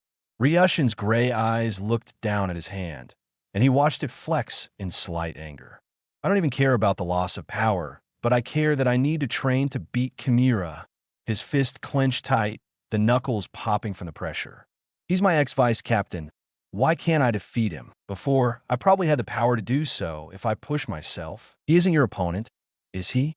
Urahara made it sound like a question, even though honestly he knew the truth. Ito-san will be fighting him for the win. I know it. That's your personal wish, because of your relationship with that girl. Ryushin sighed. You're hopeless, Kisuk. You can act the relaxed super swordsman all you like, but I know the truth behind it. I know why Takai hasn't improved. The other two are my worry, but Takai has the power to crush Kimura, and if he is the one destined to do it, then he has to be ready to fight at full strength. He slowly stood up, his legs making loud, cracking noises from suddenly being moved after staying still for 5 days. So be it. Urahara still said nothing, his eyes hidden from sight by his striped hat. Ryushin walked towards the door, his bakkin in hand. Do as you wish, Urahara. But I know the truth, and that is you can't bring yourself to do such horrible things to the boy, because her spirit is his. Well, then let me do it for you. I make no promises, though. So if he dies, so be it. Then he stepped through the door and slid it shut. As he sat in darkness, Urahara's mind lingered on Ryushin's words. Am I really that weak-willed? Am I failing her again? Takai slowly stood up and brushed some of the dust off of his robes, even though it honestly was a waste of effort. He was so covered in dust and dirt that he felt absolutely filthy. Geez, fighting for 5 days straight. Then he thought a little about that statement and grumbled. Fighting. Yeah, right. It's him attacking, me trying to avoid dying. He was barely surprised when he heard the sound of someone approaching him from behind rapidly. Geez, that was a short break. He drew his Soul Slayer and got ready for what he knew was coming. And now I block, and his spiritual force sends me flying. It was a pattern to him now. Then his blade clashed against the opposing one. But instead of that overwhelming and nearly invincible spiritual pressure that he felt from Urahara, it was simply a strong push instead. Then he realized that the blade his was pressed against was much smaller than Urahara's weapon. Ryushin scoffed and kicked Takai right in the stomach, blasting the air from him and sending him rolling backwards. Too slow, Takai. He was right on the rolling boy's heels, and without hesitating, he slashed a deep cut into Kai's back. Takai's mind flashed with signals of excruciating pain, and suddenly his body was moving on its own, stopping his roll and bringing him to his feet just in time to block another sword swing from a weapon that was now stained with his blood. Ryushin, what the hell? You're too soft, Takai. This training was far too easy. The much shorter and smaller gray-haired boy turned on one heel and slapped Takai's sword away. But just as quickly that sword came back into a defensive position. Even now, it's not you I'm fighting. It's just your body and the reflexes she trained that are protecting you. If it wasn't for those things, you'd have died by now. Taking a couple steps back, he frowned in utter distaste. Far too easy. Easy? Takai stomped his foot a couple of times. What are you talking about? Do you know how hard it was for me to even stay on my feet against that guy? That's the problem. Ryushin closed his eyes and sighed in irritation. I should have realized beforehand that his connection to you would make this training useless. What connection? Takai was truly angry now. He didn't like Ryushin when he thought the guy was just a high and mighty jerk, but now that he understood why the guy acted that way, it made him like Ryushin even less. Don't start throwing weird little hints around if you aren't going to explain them. You don't get it, do you, Wind Princess? Ryushin smiled slightly as he saw Takai's face flinch slightly, though by the look on the boy's face, he didn't realize it. You understand, deep down inside, what all of these memories you have are in reality. And you also understand why you are so powerful, considering you apparently have the fighting skills of a little child. He launched in, and when Takai's arms began to move to block, he stopped in mid-charge and hopped back a couple of feet. Even now, her spirit is keeping you alive, though whether it is because she cares about you or for self-preservation, I don't know. Whose spirit? Takai's arms were shaking now, and he wasn't sure why. Who are you talking about? No. Ryushin placed a hand on each side of his sword. The time for talking is over. Takai Ito, prepare yourself. Dance upon the grave of the sun. Dance upon the cradle of the moon. Sing of the fall of heaven. Sing of the rise of hell. And cast off your coil. Sizuru, Hairu, Tenshi. There was a loud explosion and a spray of silver sparks as the small blade transformed into a full-fledged sword with a crossguard that resembled the spread wings of a bird and a blade with a pure gray color to its blade. Takai barely had time to react before that same gray blade slashed across his chest. As he watched his own blood spray out, his mind screamed at him, and suddenly he was moving, sword clashing with Ryushin's weapon. For about 5 seconds, they were simply there, their only intent to slash the other down with their weapon. And then when that moment passed, Takai was sent sliding backwards, while Ryushin didn't budge an inch. See that, Takai? For those 5 seconds, you were fighting at your optimum level, but already that moment has passed. Can you hope to beat Kimura in those 5 seconds? Ito? Then he realized he was about to get hit and did a casual backflip to avoid a roundhouse kick coming in at his side. Azura growled and glared at the ex-captain. Hey, Devastarth, if you got beef with Takai, you got beef with me too. Ryushin glanced behind him and noticed that Homaru was sitting on a nearby rock. 3-on-1? Even in my current state, they'll most likely win. No, I don't have time to train you too. My target is Takai. Get out of my way. Not a chance in the seven hells. Azura cracked his knuckles and sneered crazily. Come on, pretty boy. Let me bust your soul slayer in your face. I'm not joking around. Ryushin let his spiritual pressure leak out and was surprised when they barely budged. Is that it? Homoru smirked. Sorry, Indra-san, but if that's the extent of your power, then intimidation won't do anything to us. Ryushin was already re-evaluating his opinions of these two until he realized that Takai was shaking. Urahara really is letting all of this get to him. He didn't even realize that the other two were improving so steadily. I see now. The only one who hasn't made any progress at all is you, Takai. Just you. Takai's eyes widened. Excuse me? You heard me. Ryushin spat onto the stone. These two have gotten much stronger, but your level of power is still the same. It was impressive before the training began, but now you're the weakest guy here. Takai's eyes flared up with anger, and he seemed to blur across the distance between himself and Ryushin, his soul slayer glittering in the false sunlight of the underground cavern they were fighting in. Ryushin snapped up his blade and blocked the attack, barely moving at all despite the anger in the strike. Don't you get it? He elbowed the boy right in the ribs, and then slashed his sword down across Takai's chest again, getting that same spray of blood as he slashed another near-fatal blow on the boy. At this rate, you'll die, Takai. In fact, you're probably already dead now. Azura stepped past Takai, quietly. Sorry, slacker, but you aren't allowed to die here. Leave this snot-nosed little wimp to me. Ryushin sighed. It can't be helped, can it? His eyes met Azura's, both of those normally gray orbs glowing silver. Azura-kun, I'm about to cut you down like a dog. Sorry in advance. Azura snickered. Let me show you something I was working on while fighting the Sandal Hat loser. He punched the ground as hard as he could. Rogue destruction. Then the ground around him exploded, spraying large chunks of rock everywhere at once. Ryushin hopped back a couple of paces, out of the range of the rocks.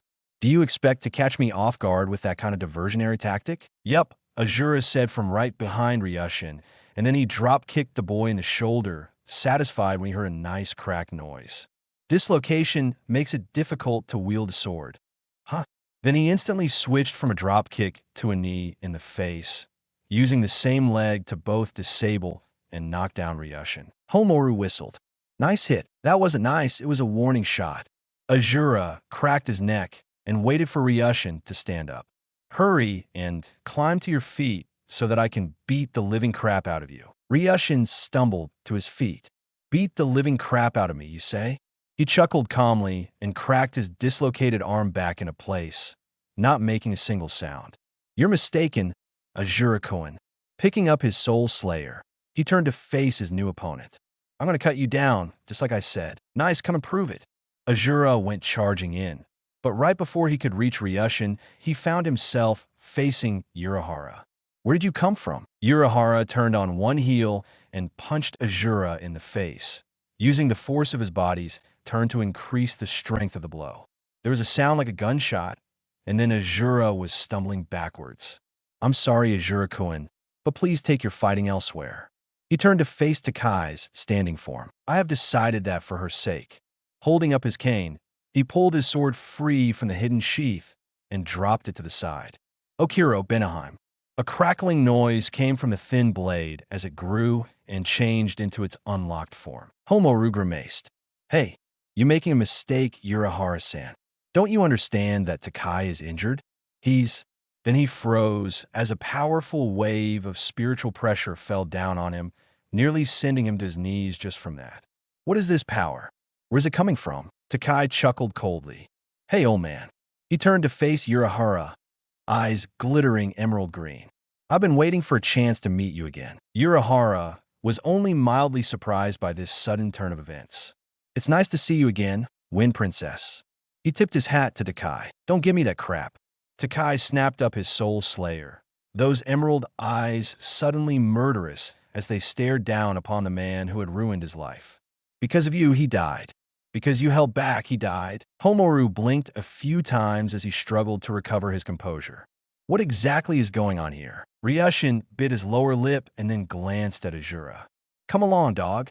Turning, He ran away as fast as he could. I knew she'd come out if I injured Takai's body enough, but I didn't expect her to be like this.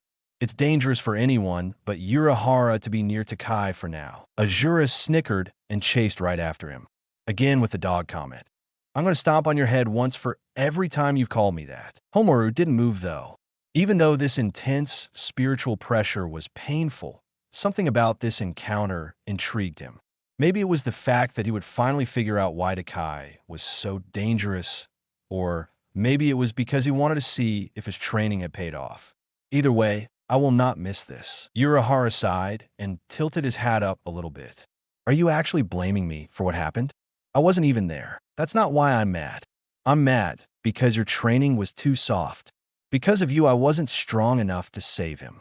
Takai threw his soul slayer up into the air. Phew, Erasure Karyudo. The weapon dissolved into nothingness. Prepare yourself, old man. I intend to kill you. Urahara sighed in displeasure. This is not how I intended this training to go at all. Come now, dear. Do you really think it's wise to go all out against me? Not only will I go all out, but I'll go beyond that to make sure you wind up in your grave. Takai snapped one arm up and pulled something out of thin air. It was a long chain of connected blade segments, each one about the length of a person's arm. I will hunt you until the ends of the earth. Then he grabbed one end of the chain and cracked it like a whip, the entire bladed chain swinging widely towards Urahara. Urahara leapt upwards to avoid the attack. I have to be extra careful against this type of opponent. Her Jigen Kizu has the power to cut as long as I'm in line with the blades, and unlike Ito-kun, she has the ability to fire that technique off as many times as necessary. This would not be an easy fight, but it apparently was going to have to be a necessary one. Very well. He touched down on the ground. I will fight you. Good, because I wasn't giving you the option to decline. Takai launched into the air and stopped about 20 feet up, floating in the air with the blade chain around him like a snake when it wraps around a person's body. Jigen Kizu Erasure. Then he grabbed one end of the chain and pulled, sending the entire length into a wild dance. And from the segments of blades came incredibly quick crescents of light that expanded as they rocketed towards the ground. Jigen Kizu Erasure. It's a dangerous attack that allows the user to send a spray of dimension wounds down onto the ground.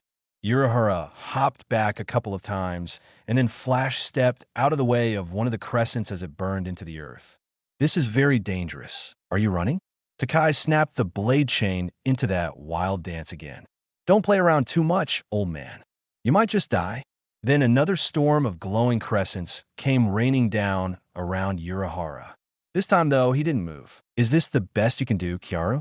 Turning, he snapped his Soul Slayer up and a blast of energy launched from it, slamming into the nearest crescent and destroying. You're the one who needs to stop running.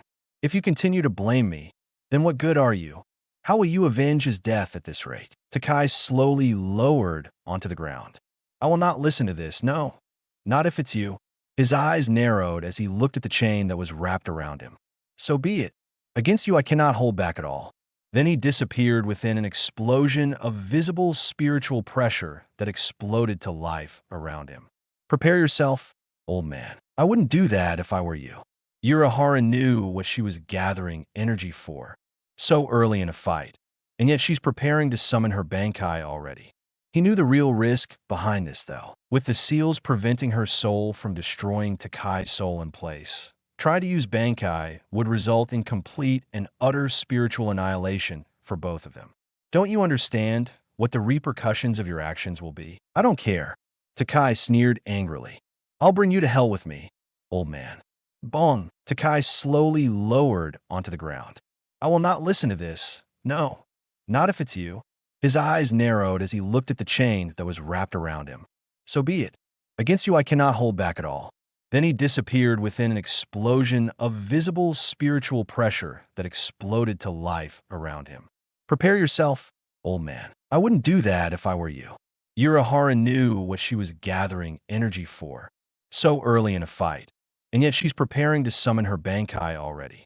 He knew the real risk behind this, though. With the seals preventing her soul from destroying Takai's soul in place, trying to use Bankai would result in complete and utter spiritual annihilation for both of them.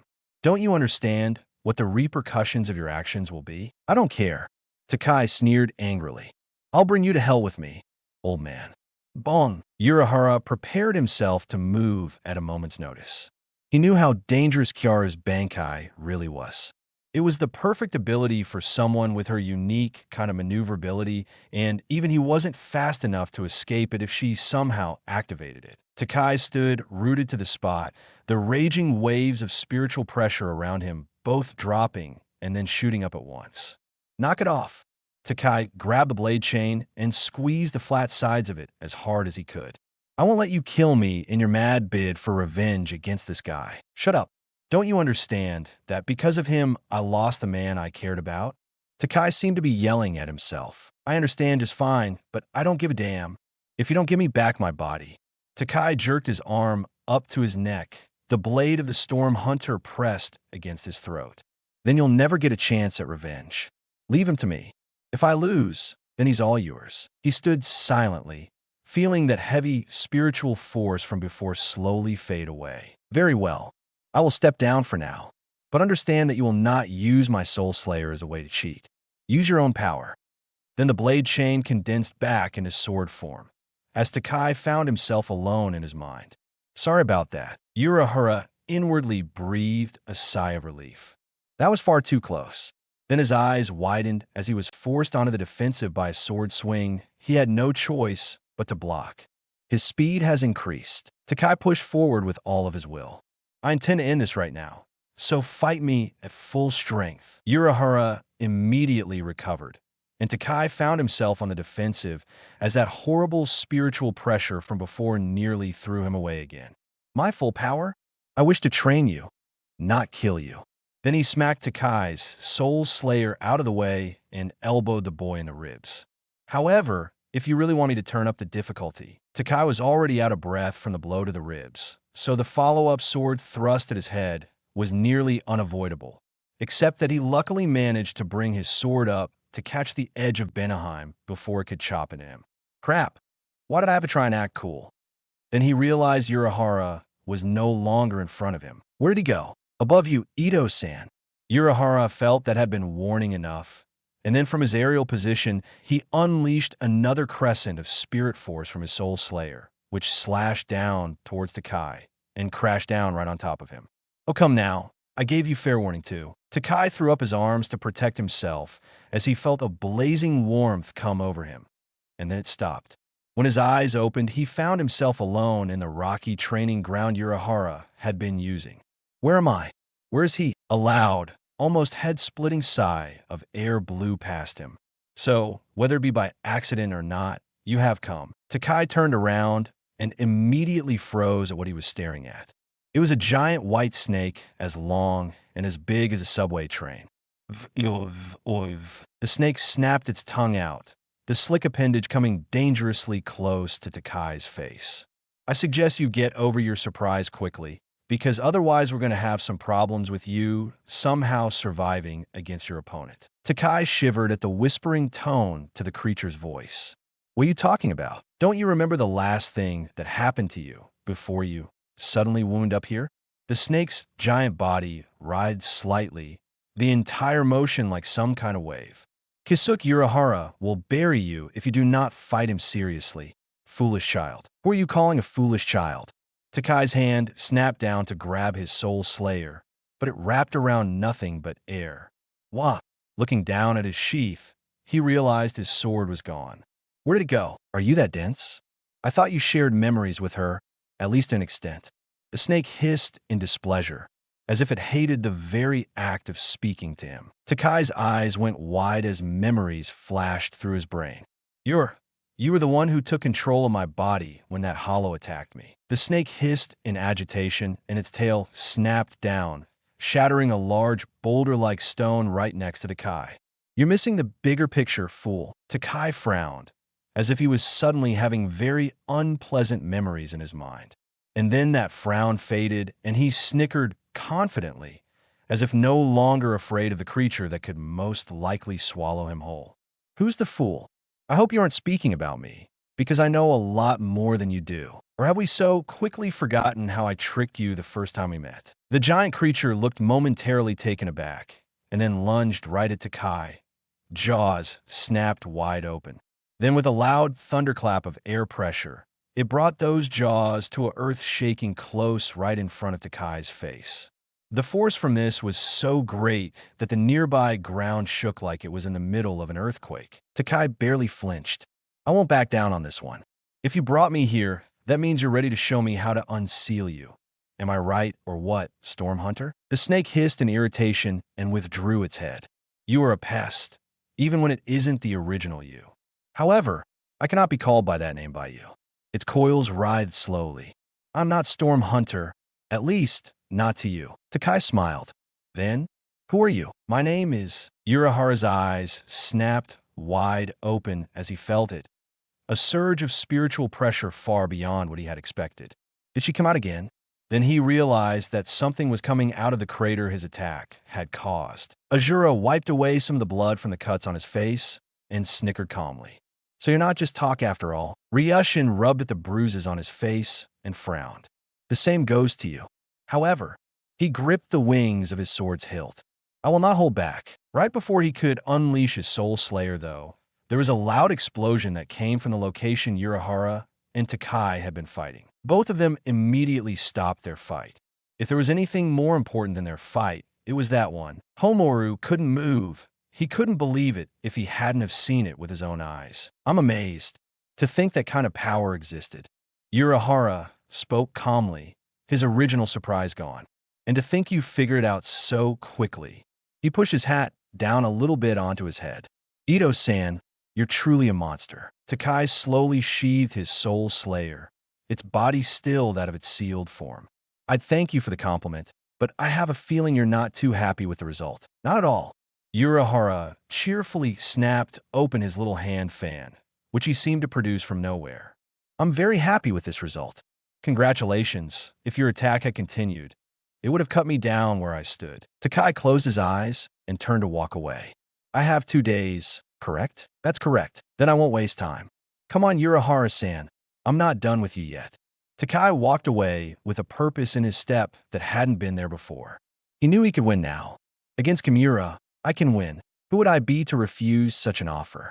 Urahara started to follow, but slowed for a moment and spoke off to his side. This boy, Ryushin, he's got the potential. You didn't use your blood mist shield, did you? Ryushin's wounds no longer were a problem. Honestly, nothing short of a fatal wound would truly hurt him. Why? I thought you were planning on going all out against him. I'm in the training. Believe me, Ryushin, that boy has the potential to defeat Kimura now. His skill is just waiting to be refined, like hers was. Urahara clicked his fan shut and walked after Takai. Ryushin rubbed the back of his head sheepishly. Geez, he's not taking this seriously at all. Then he turned and ducked under Azura's kick, which otherwise would have connected with the side of his head. And you're not taking me seriously either. Azura sneered. You ain't worth being taken seriously. And so their battle continued. Homoru had disappeared from his seat. He had his own preparations to do. Ryushin froze as he felt the sheer force of Jinsuriku's attack. Damn it, they're that powerful? Kimura sighed. I suppose Jinsuriku is right. We cannot play around anymore. There are things to do and all that. Goodbye, ex-captain. Then his blade was moving, quickly disarming Ryushin. And with that, your life ends. Ryushin turned on one heel and flash-stepped across the roof, his sword back in his hand. It was impressive for about 2 seconds. However, you're not my opponent. Kimura turned to face his ex-captain. What was that? Where did that increase in speed come from? What are you talking about? Ryushin closed his eyes and rubbed his index finger under his nose. I never promised to kill you. However, Takai-san did. The masked death god snapped his fan up, and a giant tornado started to build at his feet, and then it dissipated. Burn and cry. What are you talking about? Takai slowly held up his Soul Slayer to point right at Jinsuriku's face. I'll chop your face off in one hit with my new attack. Then he disappeared as a giant tornado made of fire came to life around him. Jinsuriku directed the tornado to close in around the boy. A single line of light went through the tornado's center, and then it split in half. And from the center of the two halves of flame, Takai slowly dropped to the ground. Jinchuriki didn't show surprise. He simply changed tactics and ran towards the boy with the fan back to create another destructive tornado of wind. Your techniques are dull. The moment Takai's feet touched the ground, his blade flashed, and Jinchuriki's Soul Slayer exploded into dozens of little bits of sliced metal. Your skill is lacking. Jinchuriki's chest exploded into a spray of blood as 3 huge slash wounds appeared across it, going from his left shoulder to his right hip. And you're dead. The masked death god collapsed, his head having been removed by the 4th of those attacks. Kimura stared in confusion at Takai, who was slowly approaching him. What is this? How can his power have increased that much? Turning to face Takai, he snarled angrily. Old fool, I'll show you that this whelp is 1,000 years too early to take me on. He can't even control his Soul Slayer's most basic abilities. Ryushin smiled slightly. Good luck, but I suggest you bring out the other death puppets that you have in hiding. If you don't, then I'll have no choice but to vent my frustration on you. Kimura stiffened in surprise. How did you know their name? I know a lot of things, but that isn't important right now. Ryushin rested the flat of his Soul Slayer on his shoulder. Bring them out, or else you'll have to contend with the 4 of us. 4? Kimura heard the shifting of feet and turned to see Azura and Homoru stand up slowly. Weaklings like those 2 aren't even worth a fraction of my power. Observe. He let 3/4 of his spiritual power leap out, creating a powerful and forceful pressure around the rooftop. Homoru fully stood up and opened his eyes. Is that it? Azura's eyes opened, reflecting that wild fire in his spirit. If that's really all you have, then you had better take us seriously. Kimura slowly relaxed, his surprise gone. I see. Very well, come out now. Kuriko, Maitariutsu. 3 forms seemed to materialize around him, each one wearing death god robes and hollow masks. One of them was huge, and the other 2 looked exactly the same. A pair of twins and a big bastard? Azura cracked his knuckles. Big man is mine. You and the little bitch can choose your opponent from the unimaginative duo. Then he started to approach the giant Kuriko. Let's take this down to the football field. I want to see just how tough you really are. Both he and the masked death god flashed out of sight. Homoru met eyes with Ryushin, and then they both flashed out of sight, along with the masked death god twins. Takai smiled confidently. Alone at last. And now, the real battle begins. Let's do it, Kimura shouldn't. You're quite confident, considering that you have no idea what my true power is or what my Soul Slayer can truly do. Kimura sneered. Come, weakling. Takai snapped his Soul Slayer up, the blade glittering with blue light. Jigen Kizu. Then he slammed his sword downwards, a crescent of shimmering light tearing through the ground towards Kimura quickly. Kimura's sneer didn't relent. Just as fast as before, foolish boy. He should have learned his lesson last time. He could tell by Takai's stance that he had put his full swinging power into that attack. And that meant his back was open, just like last time. Flash stepping right behind Takai, he pushed the blade of his Soul Slayer in towards the small Takai's back. You cannot protect yourself, just like before. Be smitten by my might, weakling. Takai glanced behind him, his eyes meeting with Kimura's. We're doing. Are you trying to kill me with that kind of speed? Kimura immediately realized his mistake, and his mental restraints on his spiritual power dropped just in time to give him the speed to reposition his blade to stop a downward swing that would have chopped him in half. Takai held his blade pressed against Kimura, not letting up on the pressure in the slightest. His face came inches from Kimura's, and their eyes met, relaxed ice against angry fire. I'll tell you this only once, Kimura, I shouldn't. If you take me lightly again, I won't hesitate to chop your head off just like I did to your henchman. Azura stretched his legs out and smirked at the giant of a death god that stood at the other end of the school's expansive football field. It's a good thing nobody is using this place, huh? When he received no response, he wasn't surprised very much. Yeah, Sandal Hat Loser said you guys would be pretty quiet considering your puppets and all. Oh well, I don't need conversation to make the fighting fun. Just be sure to keep me entertained, all right? Kuroko stomped his feet into the grass, indenting the dirt slightly. Then he slowly drew his Soul Slayer from its shoulder sheath, the weapon absolutely massive. Ajura smirked and charged right at him. Let's Yureisu, Ishifukyu. Kuroko drove his giant sword into the dirt and roared at the top of his lungs. All around him, the ground shook, and then that shaking extended outwards like a ripple in a pond, until the very foundation of the football stands were shuddering. Ajura had stopped charging and had a single gloved hand on his hip. "What are you doing?" "Geez, don't get all." His sentence was cut short as a huge pair of stone jaws exploded out of the ground and came crashing closed on both sides of him, making it appear as if he had been swallowed by the earth. Kuroko slowly stood up and pulled his soul slayer out of the ground. Turning, he started to walk towards where Kimura was. Lousy, sneak-attacking son of a... A roar came from the mound of earth that had swallowed Ajura. That was a cheap shot. The stone jaws shattered into little fragments, and he came charging out like a freight train, running straight at Kuroko without looking like he was going to stop. The giant death god drew his soul slayer again and stabbed it into the earth. Yureisu, Ishifukyu. Once more the earth shook. Ajura was just a few inches from the Kuroko when a giant wall of granite leapt up between them. Kuroko felt the wall shudder as Ajura crashed right into it. He focused his energy into the earth once more, preparing to use his shurikai to end this quickly so he could return to Master Kimura. That's it. Ajura punched the wall as hard as he could. Robe destruction. Then the wall exploded, sending Kuroko flying as he was pelted by shards of granite. "You won't run anymore from me." He launched in and punched the giant right in the gut as hard as he could. Kuroko gasped and then roared, driving the blade of his sword down towards Ajura's open shoulder. Ajura countered by slamming his forehead into Kuroko's masked face as he could, knocking the giant off balance. There was a moment of recovery between both of them, and then they were at it again. It was a slow battle, with each hit having enough power behind it to break steel. Finally, they broke away when Ajura stepped backwards to prevent himself from getting elbowed in the back of the head. "Now I'm sure of it." Kuroko hefted his enormous soul slayer up, the blade coming inches from Ajura's nose. "You're not a puppet." Taking another step back, the punk brushed back his spiked hair and frowned in displeasure.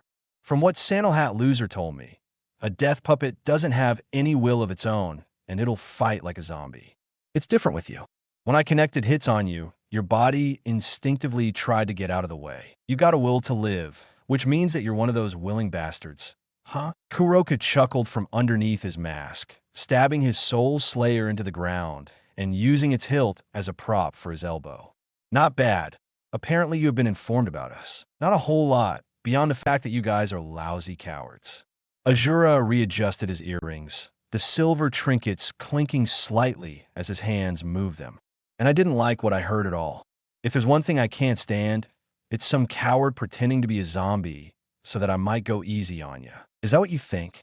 The giant death god pulled his weapon up out of the dirt. "You're quite wrong, boy. I am no coward. I will show you right now." He slid into an attack stance. "I'll cut you down where you stand." Ajura lifted his hands, assuming a martial arts stance. "Please try. I'd love to beat the crap out of you." His eyes widened as something latched onto his ankle. "What?" Snapping his head down, he saw that some rock had formed around his right leg, encasing it in stone. "You're too slow, boy." Kuroko launched in and threw one heavy swing with his weapon down at Ajura's head. Ajura gritted his teeth and managed to use his hand to slap the weapon away just enough that it didn't hit him.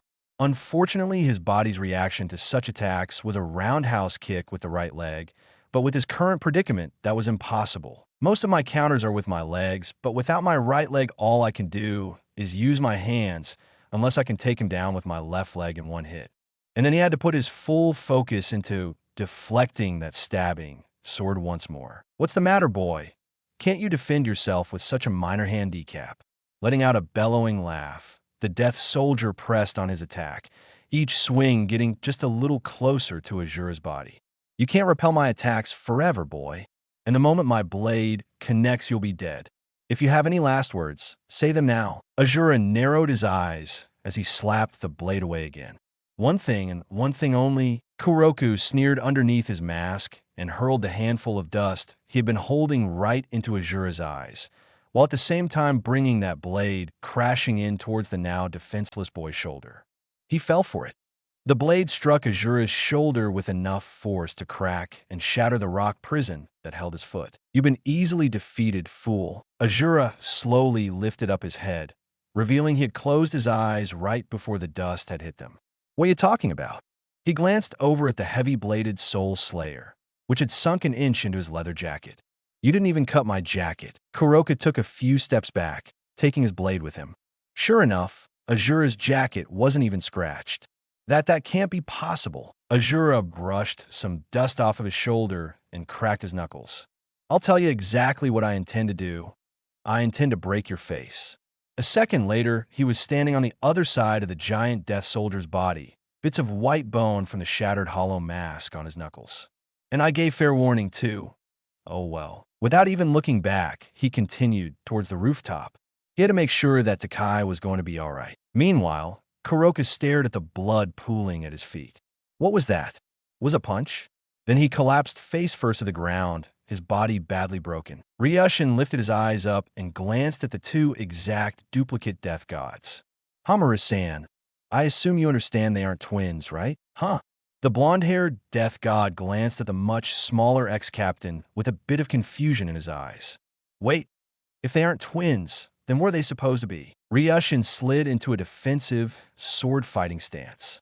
"I would bring your eyes forward, if I were you." Homoru looked at the two twins and realized they were both charging in towards their opponents in perfect harmony.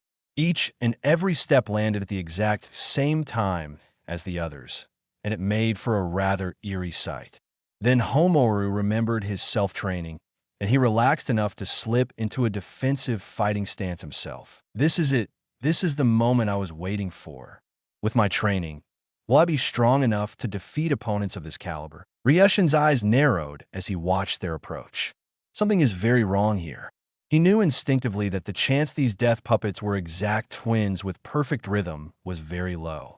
It was more likely an illusion, but Kimura didn't seem the kind of person to play along with the servant's game. "No, I'm sure they're both real, but one of them isn't what he appears to be." Turning on one heel, he prepared a block. Both of the twins suddenly sped up and shot past both sides of his, changing sides in mid-move so that they proceeded in an X shape. When they both finished, Ryushin dropped to one knee as blood exploded from a pair of very deep slash wounds on his arms. What was that? Ryushin didn't fully understand exactly what they had done. One moment they had been moving to attack, and he had been ready to easily counter them. And in the next moment, they were moving at a speed that was beyond flash step. Could they really be that fast? As he looked at the torn slashes along his arms that went from elbow to wrist, he calmed down. "No, it isn't beyond flash step, or else that attack would have killed me. They somehow reached an incredible speed, but it is a speed that leaves them unable to stop themselves properly for a strike." Storing that information in the back of his mind, he slowly forced himself to stand up. Homoru felt sweat building on his forehead. That speed he had just seen was way beyond anything that should have been possible. I can't falter, or else Ryushin-san will die." Yelling out a battle cry, he charged in towards one of the two with his sword held above his head. Both of the twins slowly turned their masked heads to watch the approaching death god, and then in unison they charged right at him, again in perfect rhythm. Homoru slid to a stop and ran to the right, hoping he could throw off their disturbingly perfect harmony in motion. But no matter how fast he ran, it seemed like they were somehow able to constantly adjust to his position. "I cannot falter here. I will not let Captain Unohana down." Spinning, he snapped his sword up to aim into the air. "Kulme." Both of the death puppets silently came towards him, their swords back to slash right through his body as soon as he came in range. And then they seemed to blur right before they reached him, fading away like mist in the wind. Homoru dropped to one knee and gritted his teeth in complete and utter agony as two very deep slash wounds exploded to life on his chest, sending a huge spray of blood all over the dirt in front of him. "Homoru!" Ryushin leapt to his feet, all of the pain in his wounded arms forgotten. "Odori, Hiru Tenshi." His soul slayer crackled with gray sparks and transformed into its white and black dagger forms. It looks like I have no choice. These death puppets are stronger than I thought. He slowly closed his eyes and felt the daggers in his hand pulse. Both of the death puppets turned to face Ryushin, and then they charged, again mirror images of each other through their movements. Dark and light mix. Ryushin's eyes open, both irises glowing silver. The unholy god cries, the holy goddess laughs, and all is thrown to chaos. Both of the daggers began to glow their respective colors, and the air around him became distorted. The puppets continued to charge, unafraid of whatever power that he was charging up. Ryushin frowned at how foolish of a choice this was. This ability, this power isn't meant to be used while I am injured, but I don't have a choice in the matter. If I don't defeat these two, their impossible speed will kill us both. Unveil the truth. Way of Destruction 33, Sokatsui. A blast of blue lightning slammed into the back of one of the death puppets, sending it stumbling to the dirt in a burst. It slowly forced itself to its feet, and then along with its twin turned to face their attacker. Homoru smirked through the blood staining his teeth, while the horrible wounds across his chest and stomach continued to bleed onto the ground around him. I'm not done. Don't be foolish. Your body is already in critical condition. Ryushin shouted as loud as he could, trying to bring the attention of the puppets back on himself. They need to be within striking distance of me, so stay down. Homoru spat onto the ground. Sorry, Ryushin-san, but I have to request that you stand back. They're mine. Both of the puppets charged, apparently having decided to finish off Homoru before they could move on to the much more dangerous ex-captain. Homoru slowly licked some blood from his lips and lifted the blade of his soul slayer up to point at the two. A cold wind blew through his hair, and his blue eyes shimmered for a moment. I can't match your speed, but I don't have to. Kantsu Hachikasen. A veil of silence held over the area, and then that silence ended when his soul slayer's blade exploded, sending a spray of long, thin metal needles towards the two death puppets. Shurkai. Ryushin's eyes widened, and all of the charge power he was planning to use for his best accessible attack faded. Urahara told me that he wasn't working very much with anyone, and that he went off by himself most of the time. So is this why?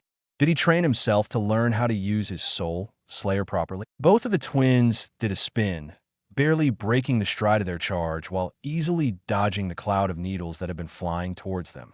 Then they picked up speed, both bodies turning into blurs as they prepared to flash cut right through the death god, who was now only holding a hilt. Homoru didn't flinch in the slightest, even as he felt two strong blasts of air fly past both sides of him. A few seconds passed, and he turned to face the two twin death puppets, both of which were standing straight with dozens of metal needles sticking out of different parts of their back. You both made a mistake when you attacked me. If you had been smart, you would have killed me. Because you didn't. He lifted up the bladeless hilt he was holding. You became the marked prey of my 1,000 bees. My blood was on your swords, and that is what killed you both. With a slight sucking noise, the needles all shot out of the backs of the two twins. They seemed to pile on top of each other neatly right over the hilt in Homoru's hand, and then they melded together, returning his soul slayer to sword form. It doesn't matter now. They've struck most of the pressure points on your body that controlled movement. Therefore, both of the twins collapsed face first to the dirt, unmoving. You've lost. Sheathing his weapon, Homoru smiled softly at Ryushin, and then collapsed face first to the dirt, blood pooling around his body. Ryushin sighed and walked over to the fallen death god, stabbing his white dagger into the man's back almost casually. That is an interesting technique. For it to work, he would need to have knowledge of acupuncture techniques.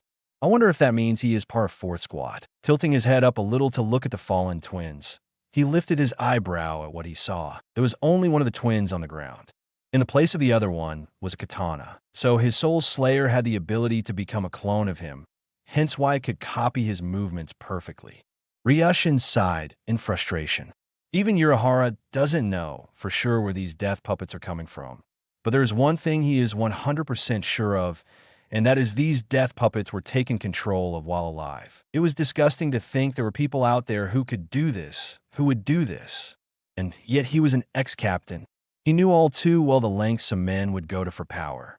I will find out who is behind all of this and kill them. That I swear. Takai snapped his soul slayer up, the blade glittering with blue light. Jigen Kizu. Then he slammed his sword downwards, a crescent of shimmering light tearing through the ground towards Kimura quickly. Kimura's sneer didn't relent. Just as fast as before, foolish boy. You should have learned his lesson last time. He could tell by Takai's stance that he had put his full swinging power into that attack. And that meant his back was open, just like last time, flash stepping right behind Takai. He pushed the blade of his soul slayer in towards the small Takai's back. You cannot protect yourself, just like before. Be smitten by my might, weakling. Takai glanced behind him, his eyes meeting with Kimura's. We're doing. Are you trying to kill me with that kind of speed? Kimura immediately realized his mistake, and his mental restraints on his spiritual power dropped just in time to give him the speed to reposition his blade to stop a downward swing that would have chopped him in half. Takai held his blade pressed against Kimura, not letting up on the pressure in the slightest. His face came inches from Kimura's, and their eyes met, relaxed ice against angry fire. I'll tell you this only once, Kimura, I shouldn't. If you take me lightly again, I won't hesitate to chop your head off just like I did to your henchman. They stood there for the longest time, simply matching glares while the wind blew through their hair. And then that silence was broken. How? Takai narrowed his eyes slightly. Come again? How have you become so strong in such a short amount of time? Kimura pushed against Takai's blade, and like he had expected, he found the resistance absolutely solid. Your defensive power is suddenly on par with that of second seat, and your offensive power, if that last strike was any indication, shows you can most likely match any vice captain blow for blow. So I ask again, how? Takai's expression of cold distaste didn't change. I don't feel the need to answer you. Kimura closed his eyes. That's a shame. And then Takai was launched 30 feet into the air, huge bolts of blue lightning arching through him and sending his body into a wild dance as it was pounded with who knows how many volts of electricity. Your intelligence didn't improve at all, or else you might have actually had a chance to show me just how strong you had become. Takai's body twitched a few times and then leapt up to its feet. Kimura stood there, wide-eyed, as he watched the boy shake himself off like a dog shaking water from its fur. Impossible, you should be dead. Takai slowly brought his eyes in line with Kimura's to reveal that he hadn't changed expressions at all. Your lightning attack is dangerous, but honestly, I expected more from you, Kimura. That's fine, though.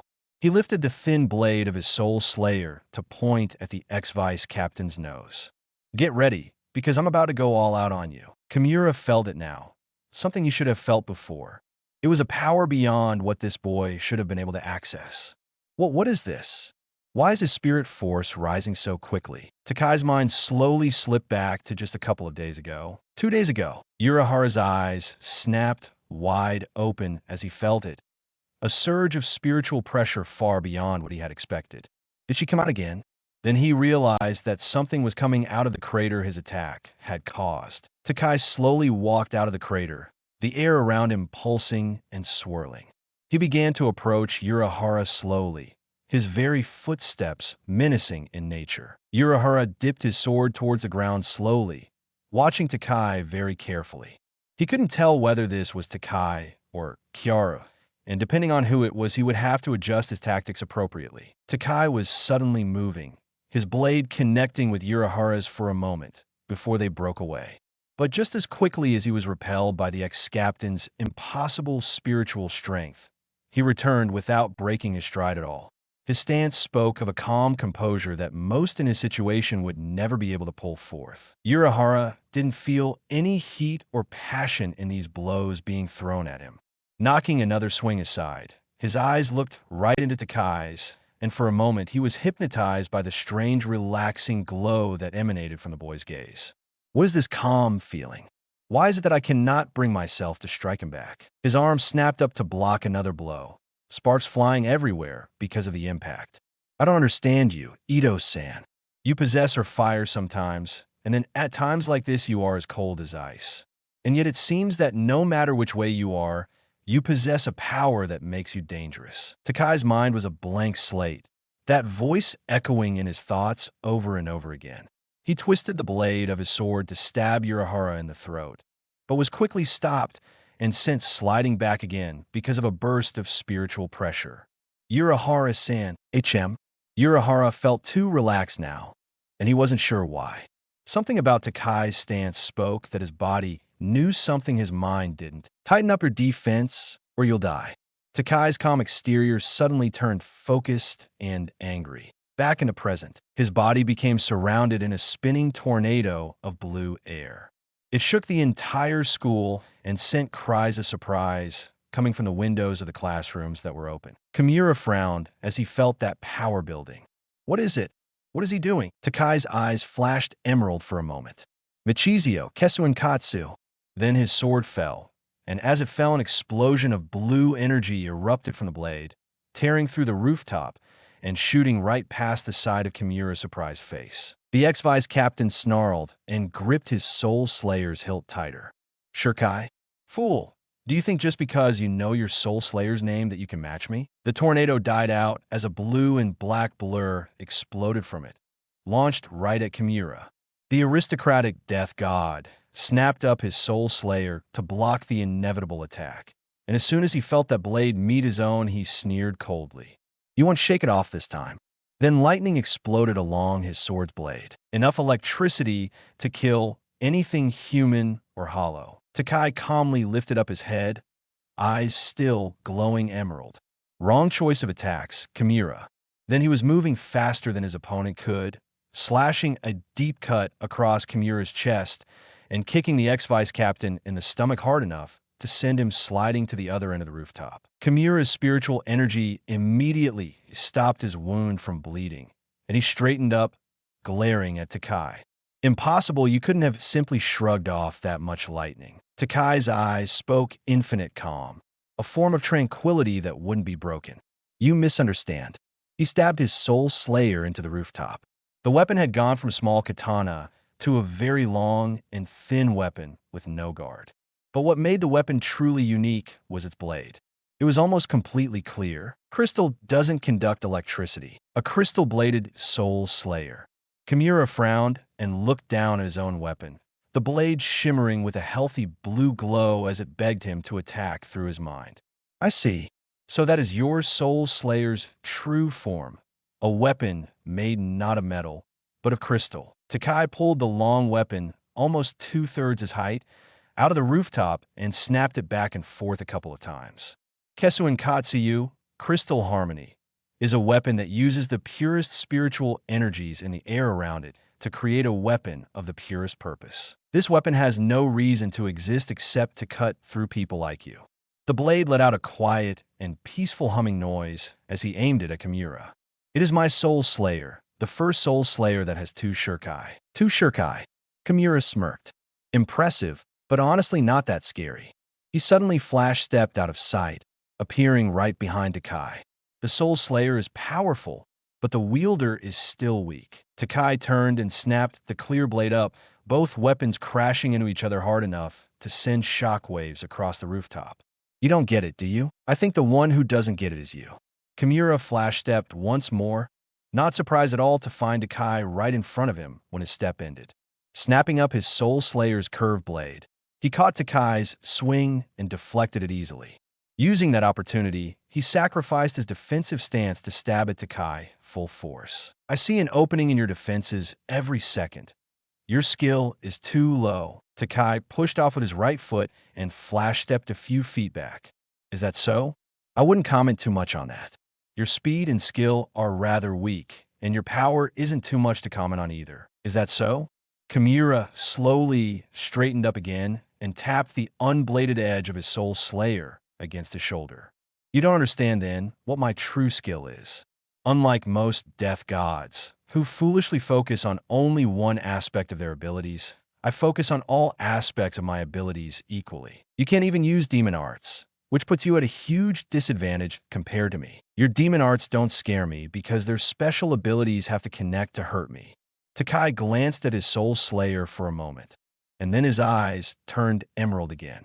Show me what you've got. Kimura lifted the blade of his Ao Hekareki, Blue Thunder, up with Takai's head. I will chop you down in one slash. Takai was suddenly surrounded by a pulsing aura of blue air. And then he flash-stepped out of sight. Kimura turned and blocked a blow aimed for his side. Before he could even finish blocking fully, Takai had already disappeared, though. His speed is incredible, but not impossible. I can catch him with this. His Soul Slayer's blade crackled with lightning, and he snapped it around him in a wide arc, leaving a line of electricity hovering wherever it passed. Ikazuchi Kago. Thunder Cage. Takai flash-stepped into view at the other end of the roof, his emerald eyes looking at the ground at his feet. Then, as if just remembering what he was doing, he looked up just in time to see a blast of white lightning hurtling towards him. That's one of Hamaru's techniques. Then he flash-stepped out of the way right before that blast could incinerate him. Kimura sneered, and with his free hand unleashed another Sokatsui, white lightning, from his hand, watching as Takai flash-stepped in the exact directions he had predicted. This boy is a fool. In a few seconds, he will be trapped. Takai flash-stepped out of the way of another of the blasts, and then stopped his step when he was at the center of the rooftop. All around him, there were crackling networks of blue lightning that seemed almost as if they would attack him if he moved. Kimura laughed out loud. That was too easy, and here I was hoping that you had something worthwhile to show me. His free hand flexed into a fist, and the networks of electric nets launched inwards, collapsing around Takai's position. That was far too. Suddenly, the nets all shuddered and exploded into little pieces, tiny threads of electrical energy raining down over the rooftop and school. Takai slowly rested his Soul Slayer on his shoulder, emerald eyes glowing. Kimura's pleased demeanor was replaced by a calm and deadly serious expression. What was that just now? That couldn't have been just your abilities. How did you stop my Ikazuchi Kago? Takai closed his eyes. You're right, I didn't do that on my own. His calm stance grew even calmer, and his eyes flashed brighter. Kimura's eyes widened in understanding. Your Soul Slayer. That's right. Takai turned the clear blade of his Soul Slayer slightly, catching a few rays of sunlight on the blade and making it glitter. Kesu Katsu's special ability is not anything special or flashy, like your Soul Slayer and its power over lightning. No, its power is much more subtle than that. His unending gaze seemed to stare right into Kimura's soul. It is the power of total insight into a battle. My mind cannot be shaken, cannot be tricked, and I cannot be defeated by your tactics. This is the power of my Soul Slayer, and its name is Myru Shurnen. Clear thought. Kimura's eyes widened as he suddenly realized that Takai had disappeared. He turned just in time to watch as a glittering crystal blade slashed down across his chest once more. Takai didn't flinch in the slightest at the spray of blood he saw. His mind was too relaxed and too focused to be disturbed by anything. You've lost, Kimura. Kimura stumbled back, the whole of his spiritual energy getting poured into stopping the blood flow of his wound. Finally, it stopped, and he looked down at his chest. Then his eyes lifted to meet Takai's, and for a few moments, neither of them could look away. It was as if time had stopped. No, what? Takai's eyebrows lifted slightly. What do you mean? This battle is far from done. Kimura calmly stabbed his Soul Slayer into the ground. I will use my full power to defeat you, for you have earned my respect in that regard. What is your name? Takai Ito. Said Death God was fully alert to any possible sneak attacks, and he was surprised that no such sneak attacks were in Kimura's stance. This is an authentic question. No tricks. Takai Ito. Kimura grasped the hilt of his Soul Slayer. A short name, but one with respect. Very well. I will end this with my Shurkai. Lightning crackled along the blade of his sword. Do you understand, Takai Ito? Takai's expression didn't change. Do what you wish. I intend to finish you. If you believe that, then let me tell you something. Kimura pulled his Soul Slayer out of the roof. And that is the true nature of my Soul Slayer. All I have shown you so far is simply a meager portion of it and my real power. Here is my true strength in the form of your doom. Suddenly, he was surrounded 4 glowing balls of lightning, each the size of a basketball. Are you prepared to face my ultimate technique and my true ability? Takai glanced at each of the balls in turn, and then casually rested his soul slayer against his shoulder. You need to ask me that? Are you preparing for something? Preparing?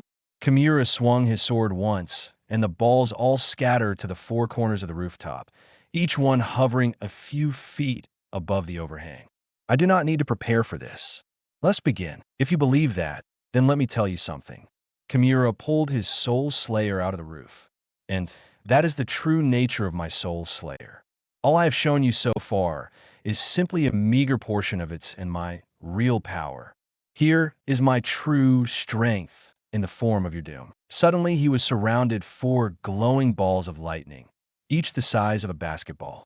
Are you prepared to face my ultimate technique and my true ability? Takai glanced at each of the balls in turn, and then casually rested his soul slayer against his shoulder. You need to ask me that? Are you preparing for something? Preparing? Kimura swung his sword once, and the balls all scattered to the four corners of the rooftop, each one hovering a few feet above the overhang. I do not need to prepare for this. Let's begin. Kimura charged right at Takai, his speed suddenly much higher than it was before.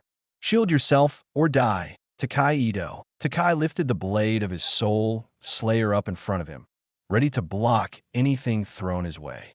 Don't get cocky because you suddenly have an audience. His left eye twitched slightly, and he turned on one heel, slapping away a small bolt of lightning that came from the ball closest to that corner. The lightning ball's attack. He realized his error and turned just in time to block Kimura's sword with his own.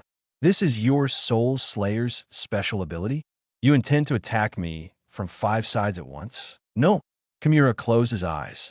I intend to attack you from all directions at once. Each of the balls of lightning suddenly unleashed a crackling rope of electricity towards each other, forming the outline of a square around the rooftop.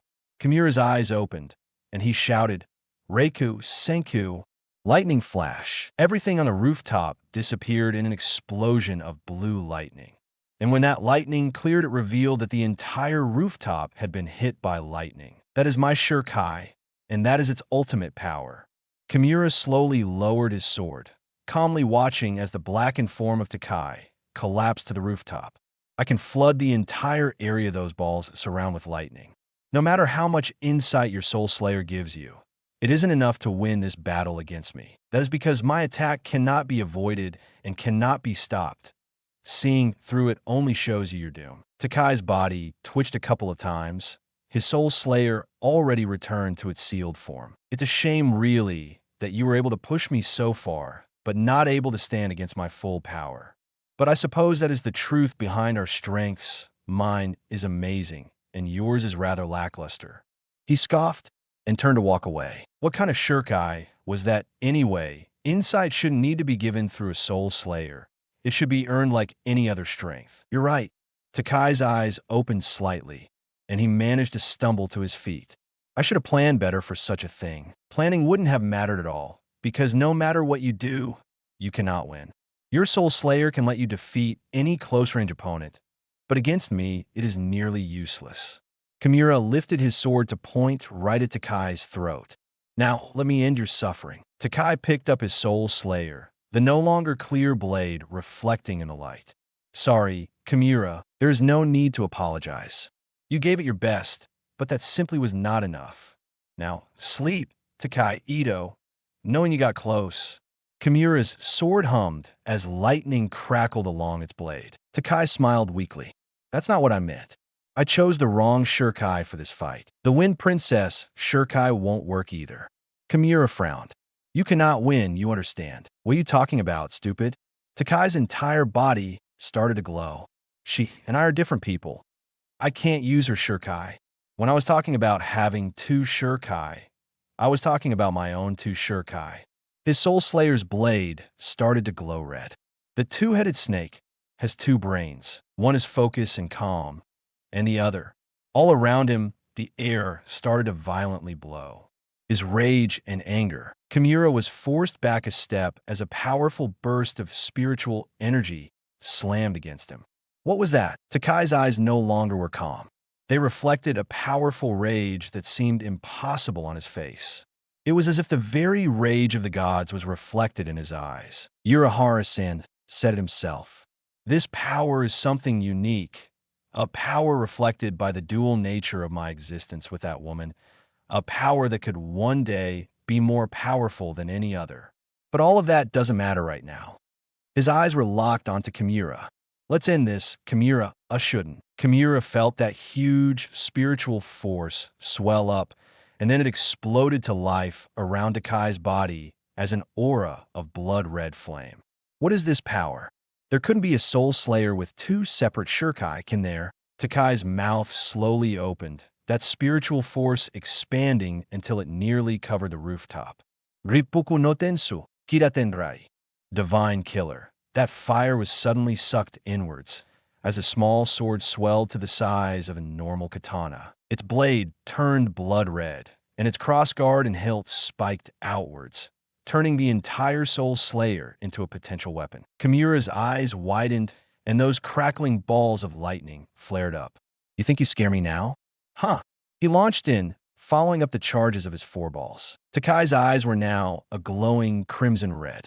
Kulme. Kimura leapt in at flash step speed, bringing the crackling edge of his blade down towards Takai's exposed chest. Takai turned on one heel and blocked, red sparks coming from his blade. Is that it? Kimura's eyes widened as he realized that one of the spikes of the crossguard Takai's Soul Slayer was burning red hot, and he knew this because it was stabbing him in the hand. Biting back a cry of pain, he stumbled back right as one of his lightning balls came flying by to slam right into Takai's chest. Takai narrowed his eyes and slashed through the attacking ball like it was moving in slow motion. I'm not in the mood for games anymore. He took a single step back and stabbed the blade of his Soul Slayer into the rooftop. This is the end, Kimura. The ex-vice captain realized that Takai was serious, and he formed a ball immediately to replace the one he lost, while concentrating his power towards using the Reiku Senku. I won't let you finish me off so easily. Reiku, Jigen Kizu. Takai screamed at the top of his lungs as he snapped his arm towards Kimura, tearing up the surrounding rooftop through the force of his pull. He slashed the air, but instead of the quiet howl of the normal attack, there was an immense and roaring red crescent that washed over Kimura, and then proceeded to tear a 10-foot-wide slash through the next 500 feet of ground in its path. As that burning attack finally faded, the aftermath of its power was revealed. Kimura stood, a crackling barrier of lightning between him and Takai. What was that attack? Your attack was never that strong. That is the power of the divine killer. Takai snapped his Soul Slayer up calmly to point at Kimura through his barrier. With it, my power is increased by about 3 times or so.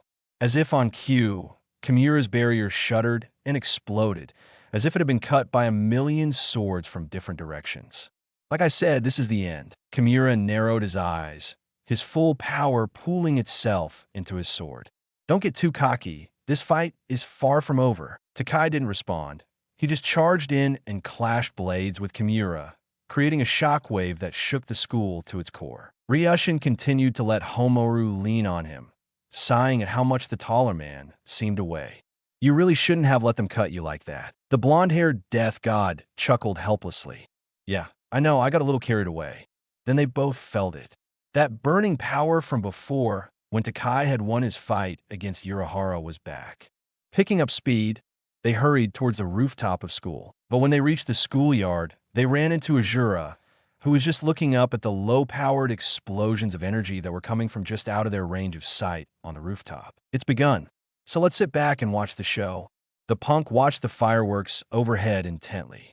And let's see if Ito can kick this guy's ass. Kimura stumbled back as another explosive blast of red spiritual energy pounded against the aura of electricity he had formed around himself to keep safe.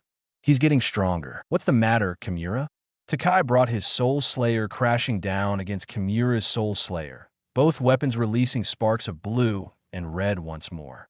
I can feel your energy slipping. What's the matter? He shoved forward, pushing the ex-vice captain back on his heels. Am I too much for you? Kimura tried to block once more, this time the blow so violently strong that his whole body shook from the impact. What is this intense strength? This can't be something that a Soul Slayer can do.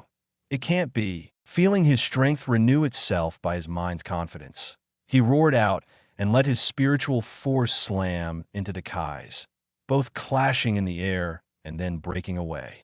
I am not going to fall to your foolish rage. D. Lightning crashed down and slammed into Takai, sending the boy sliding back a few feet. Takai's body loosened slightly, smoke rising from some of the cuts he had gotten as the wounds cauterized. That, his head snapped up, eyes still burning red. Was it?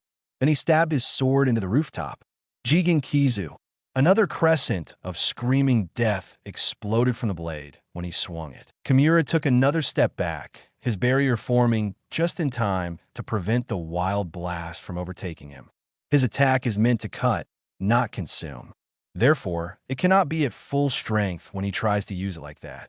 If he continues to expend such huge amounts of spiritual energy, then I will be able to win. Takai's shoulders slumped slightly, his eyes hidden behind his hair. I'm getting tired of this game. He suddenly snapped his eyes up again, charging in to strike at Kimura's barrier with all of his might. The barrier resisted for a moment, and then shattered. Kimura used a sword to block the weakened attack, eyes slightly narrowed and a small smile on his face. I can feel it. You're expending too much of your energy to hope to life through this fight. You'll never strike me down. Shut up. Takai tried to push in again, but felt his entire body groan in protest. Letting out a quiet growl, he managed to force his body to take a step back. What's the matter with me? Why I'm so tired? His eyes widened as he felt one of his knuckles crack itself. Damn it, this is too much for me. But it's too late. His Shirkai counters Crystal Harmony. This is the only choice. Kimura stabbed his sword into the ground at his side, using its hilt to rest his hand on. This is the curtain call, Takai Ito. Hey, don't get too cocky. I still can break down your defenses with a few well-placed strikes. Takai suddenly heard it, the sound of lots of electricity at once. Turning his head to look behind him, he saw that the sky was filled with balls and ropes of lightning. He was surrounded. You made a huge mistake in this battle. Kimura was no longer smiling. His expression was deadly calm. That mistake was your fear. Fear? Takai snarled, the flaming aura around him swelling slightly. What are you talking about? At no point in this fight did I act in a way that you became afraid because I used my Shirkai and you thought that your first Shirkai couldn't counter it. Kimura frowned. You became too quick to change to a dangerous and apparently difficult technique that you can't even use for more than a minute. A minute. Takai felt like their battle when he had activated Divine Killer had been a lifetime. All that was only a minute? Indeed it was. That is why I wasn't worried, despite that nearly invincible killing force that was aimed for my body. Kimura slowly pulled his sword out of the decimated roof. It was because I could tell from the way you were shaking while using it. You cannot control that power, Takai Ito. And now you're near the end. Because you canceled your insight, you have placed yourself in a position where I could easily set you up for defeat. The ropes and balls of lightning all slowly began to close in on Takai from all sides, including directions in the air. Kimura closed his eyes. Die, Takai Ito. The attacks all crashed in at once, the noise not enough to drown out Takai's screams of pain. And that is the end of you. Ha! An explosion of wind came from within the dust cloud. Not quite, little child. Takai came flying out of the cloud, his soul slayer back in its original form. Gyu Arashur Karyudo. Storm Hunter. The sword disappeared, replaced by a chain made of bladed links. Kimura's eyes widened, and he leapt back just before the first link of that chain went through his eye. He stumbled back, scrambling to defend himself as hits almost faster than his perception came in at every side, the chain dancing around him and almost striking of its own accord. Finally, he found the second he needed to release a blast of lightning from his soul slayer that bought him a precious moment to break away from a skirmish that would have killed him. Damn it! You must be the Wind Princess. I should have expected you. Takai smiled calmly, his emerald eyes glittering in the sunlight. Sorry, I don't tend to give warnings. Kimura knew he couldn't win against this type of opponent. However, he will be here shortly. He said he would come if she came out. He lifted his sword up to defend himself. In but 3 minutes, Tensutsusima will arrive. He will be a much better challenge for one of your caliber, Wind Princess. Takai's sneering face frowned slightly. So, Tensutsu is coming here, huh? He sighed. Then sorry, I don't have time to play. and I don't have time to find a way past your annoying tricks and traps. You have no choice in the matter. Fight me, win princess. Kimura prepared himself. I will hold against her at least that long. Takai closed his eyes. After a few moments, he smiled calmly. Well, I'll be damned. So you feel my spiritual force now, don't you? And therefore, you think you can win easily, but you will be surprised when I... Kimura went silent as Takai exploded into laughter. I would watch your tongue, idiot. Takai met Kimura eye to eye. I'm not laughing because of that. I'm laughing for a different reason. Kimura couldn't help himself. He had to ask, what is that? Takai continued to smile. You'll be dead in exactly 30 seconds. His soul slayer suddenly disappeared, its body simply dissipating into mist. Bunky. Takai continued to smile. You'll be dead in exactly 30 seconds. His soul slayer suddenly disappeared, its body simply dissipating into mist. Bankai. Kimura felt his entire body shudder and nearly break in half from the sheer force that assaulted him from all sides. It was like someone was slowly crushing him between their hands, and then that power faded, leaving a dull calm in the air that was even more unsettling than before. Bankai, you say, but yet I do not see any such thing. I will not play these games with you. Takai closed his eyes. Games? Yeah, that's a good way to put it. What I'm going to do to you, that is. Suddenly, he disappeared within a twirling tornado of pure spiritual energy. A few seconds later, that tornado dissipated to reveal a slim female form. No taller than about 4 feet 8 inches, her long black hair was done up in a ponytail, and her soft brown eyes seemed to push away any sunlight near them. Is this the legendary form of the mighty wind princess? Is this tiny woman the being who is said to be as strong as 2 captains from Soul Society? Such a thing can't be. Kimura didn't want to believe, but he could tell it was true. Just from the sheer aura of power she gave off, he knew it was completely true. You are truly the death god of legend. There is no way I can possibly hope to defeat you. He slowly stabbed his sword into the already demolished rooftop.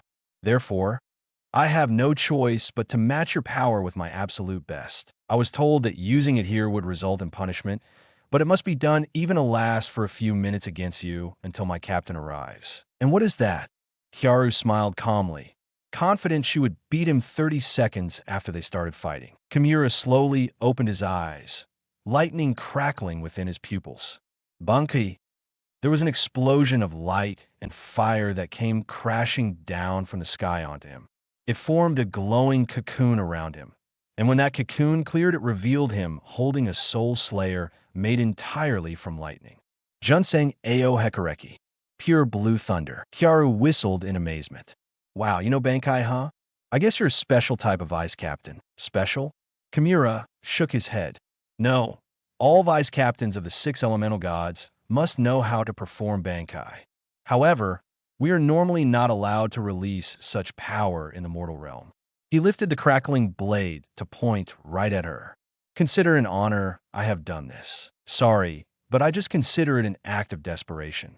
I guess the elemental gods have changed their requirements to include true quality, which is good.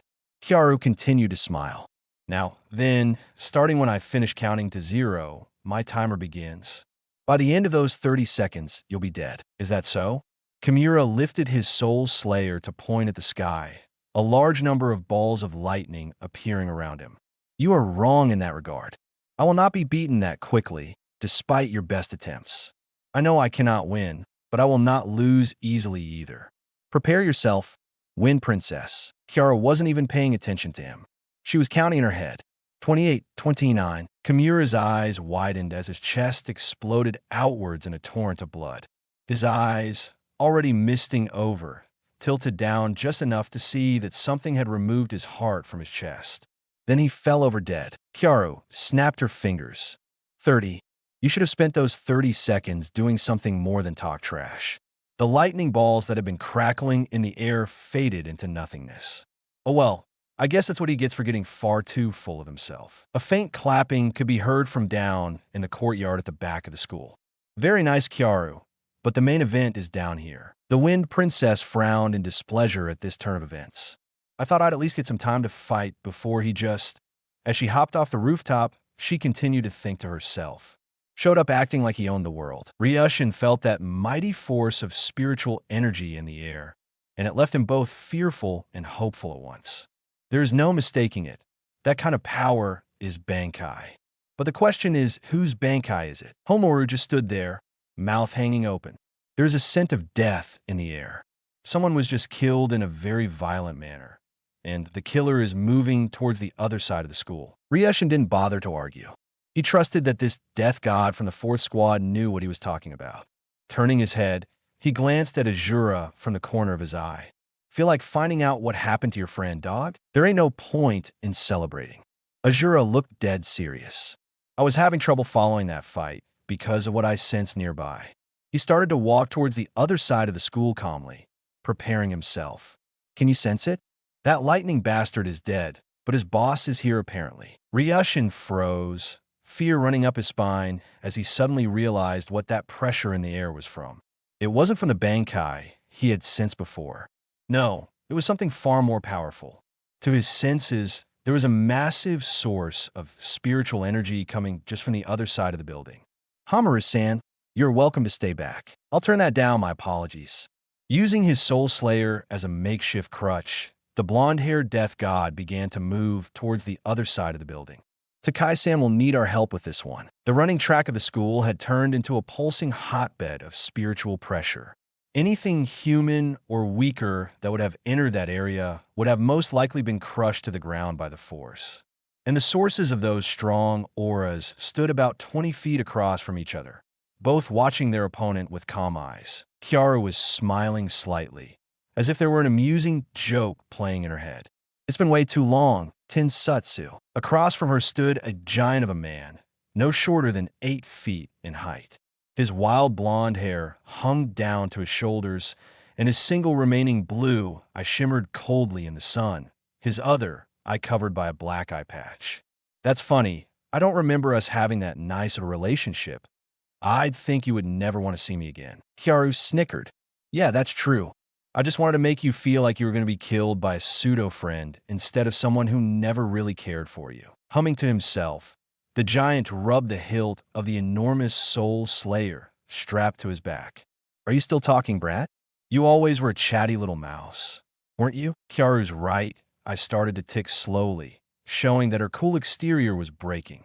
I never liked that nickname. Tensatsu calmly turned and began to walk away. Regardless, I don't have any interest in fighting you at this moment. And before you protest, consider the integrity of the body you are part of. At the moment, it cannot support such a strong Bankai, and therefore it is starting to break. That should explain enough, wouldn't you think? Without waiting for an answer, he continued. I'll see you another time, Kiaru. Don't worry, I'll be around. And just like that, the encounter ended as he flash stepped away, leaving the Wind Princess alone on the field. Kiara dropped to one knee, her ability to ignore pain fading. Her Bankai had just dissipated right before they had started talking, and she was sure that Tensatsu knew that as well. I'm glad he decided not to fight, because if he did, there would be little I could do to him as I am at the moment. Then she felt the approaching sources of energy and smiled weakly. I'd love to retreat for now, but apparently I cannot shut myself back into the boy's body. He is currently locking me out for some reason. Ryushin wasn't surprised by who he saw standing in the aftermath of that spiritual storm. So it was you, Kiaru-san. Yeah, it was me. She slowly stood up and sighed. Unfortunately, you missed all the fun. Tensatsu was here. Ryushin paled even more than he had already. Tensatsu? That beast is still alive? Did you think that he could be killed? She snickered. Don't make me laugh, ex-captain. You know his nickname. Her right hand tightened into a fist that contained all of her pent-up anger at her current weakness. Tensatsu, death god of the iron skin. Homaru thought he had known enough about Soul Society lore, but apparently this was beyond him. I've never heard of any death god by that name. Iron skin. That must mean that his Soul Slayer is a metal manipulation type. He stored that information for later. It's just because his Soul Slayer was of the same type. Azura snarled angrily. Yo, so what's the deal? Are we still going to fight or what? Ryushin shook his head. No, for now the fight is over. Though I can feel a dark power watching over us even now. Apparently, we are now under their watchful eye. There was a loud, crashing noise as Tensatsu shoved the massive door to the meeting hall open, stomping in angrily. Damn it all.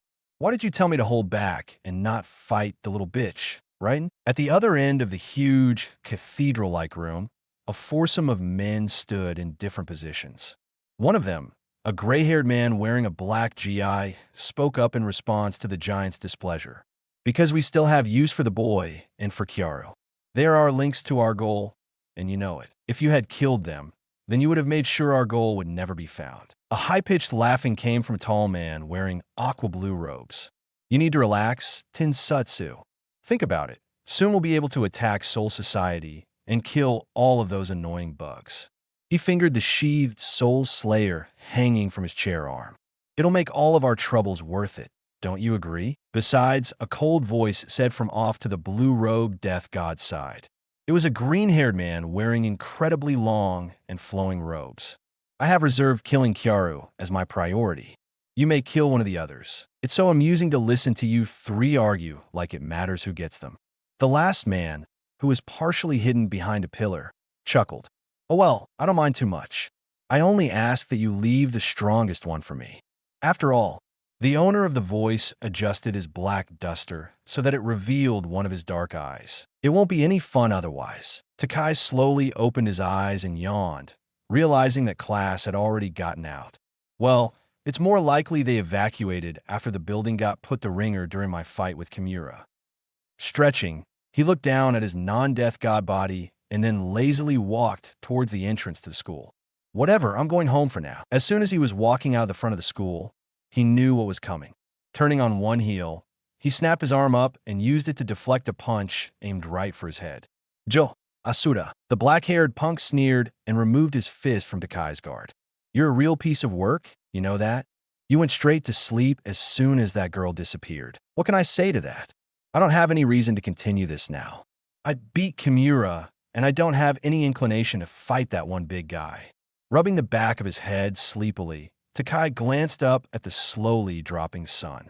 What happened to the others? Homoru said something about needing to go back to Soul Society, and Ryushin went home right after the fight had ended. He said some crap about going to speak with the sandal hat bastard. Cracking his knuckles, Azura sighed in displeasure. That pisses me off that he would just up and walk off when I challenged him to a rematch. Takai shrugged and stalked towards home. It's fine. Honestly, I hope the next time we all meet it won't be to fight. You must be nuts. Azura followed him. Seriously, what the hell is the matter with you? You fight the toughest out of all of us, and yet once it's all done you turn into a pacifist. It's gotta be something with that Kiara chick, right? Shut up. Takai kept walking, his eyes closed as he headed towards the general direction of home. Your talking just makes my head hurt. Azura nodded sagely, a large vein bulging out of his forehead in anger. Casually walking up to Takai, he screamed right into his friend's ear as loud as he could. Takai opened the door to his apartment slowly and walked in, listening to the silence with distaste. I wish sis would just move back here already. Sheesh, it's not like I'm intolerable or anything. As he flicked on the lights to the little one-bedroom apartment, he smiled to himself. But it's nice to be alone in this tiny little place. It was so crowded before. Turning back to close his door, he looked up at the moon and smiled just a little more. A full moon and a weekend, this couldn't much better. Maybe so, a voice from inside the room behind him said, but might get a lot worse if you don't answer my questions. Takai froze and then slowly turned to face the speaker, his eyes ice cold. I can't get a break, can I? Sitting on his couch was a black-robed form he instantly identified as a death god. You people are really annoying with that whole appearing out of nowhere thing. The death god, a young teenage boy with a black ponytail and dark silver eyes, calmly laced his fingers together and watched Takai. Sorry to just show up, but my business is rather important. Please hear me out. Whatever. Hurry up and get it said then. Takai didn't even bother to shut his door. After your questions are asked, I'm throwing you out on ass. No offense. Then my first question should be easily answered because you're not affected at all by the energy I have released so far. Who was it that killed the rogue death god Kimura? I shouldn't. The silver-eyed death god seemed to see past Takai, like he wasn't even there. Not in an arrogant way, but in a way that spoke of how he was deep in thought. I did. Takai spoke plainly and sharply, really intending on hurling this guy out the front door now. Who does he think he is just barging into my? I like to fight you. The boy stood up and slowly walked towards Takai. Please step outside. I would prefer to avoid forcing you to go outside by attacking. Takai could sense this was true, but it still unnerved him to no end. You have some gall. Fine, I'll love knocking you on your ass. He turned and walked towards a grassy field located in between all of the apartment complexes. What's your name anyway? The young man was already standing in the middle of that field, his soul slayer, a long blade with a chain attached to the hilt's bottom, drawn. My name is Rizo Kajirinai. Now, come and prove that you are actually capable of taking down the rogue vice captain of my captain's predecessor. So your 10th squad, huh? Takai snickered, and his body disappeared in a flash of light. When that light faded, he was wearing his death god robes. That's interesting. I didn't leave my body this time. I just changed. Drawing his soul slayer, he felt it pulse in his hand. You're strong. I can tell that much. But I want to see just how strong now. His spiritual energy leaked out into a blue aura around him that slowly turned white. Calm and focused, channel those feelings. This is amazing. Rizo narrowed his eyes as he perceived the energy coming from Takai. It is like this man's aura is shifting between wavelengths. However, that is dangerous for him. Lifting up his blade, he shifted into a neutral stance between defensive and offensive. Make the first move. Well, that's it for today. I hope you all enjoyed this content. If you do, please leave a like, share, and comment anything you want, because more you comment, it motivate me to upload more content. And make sure to check out the author of this story. All details and description.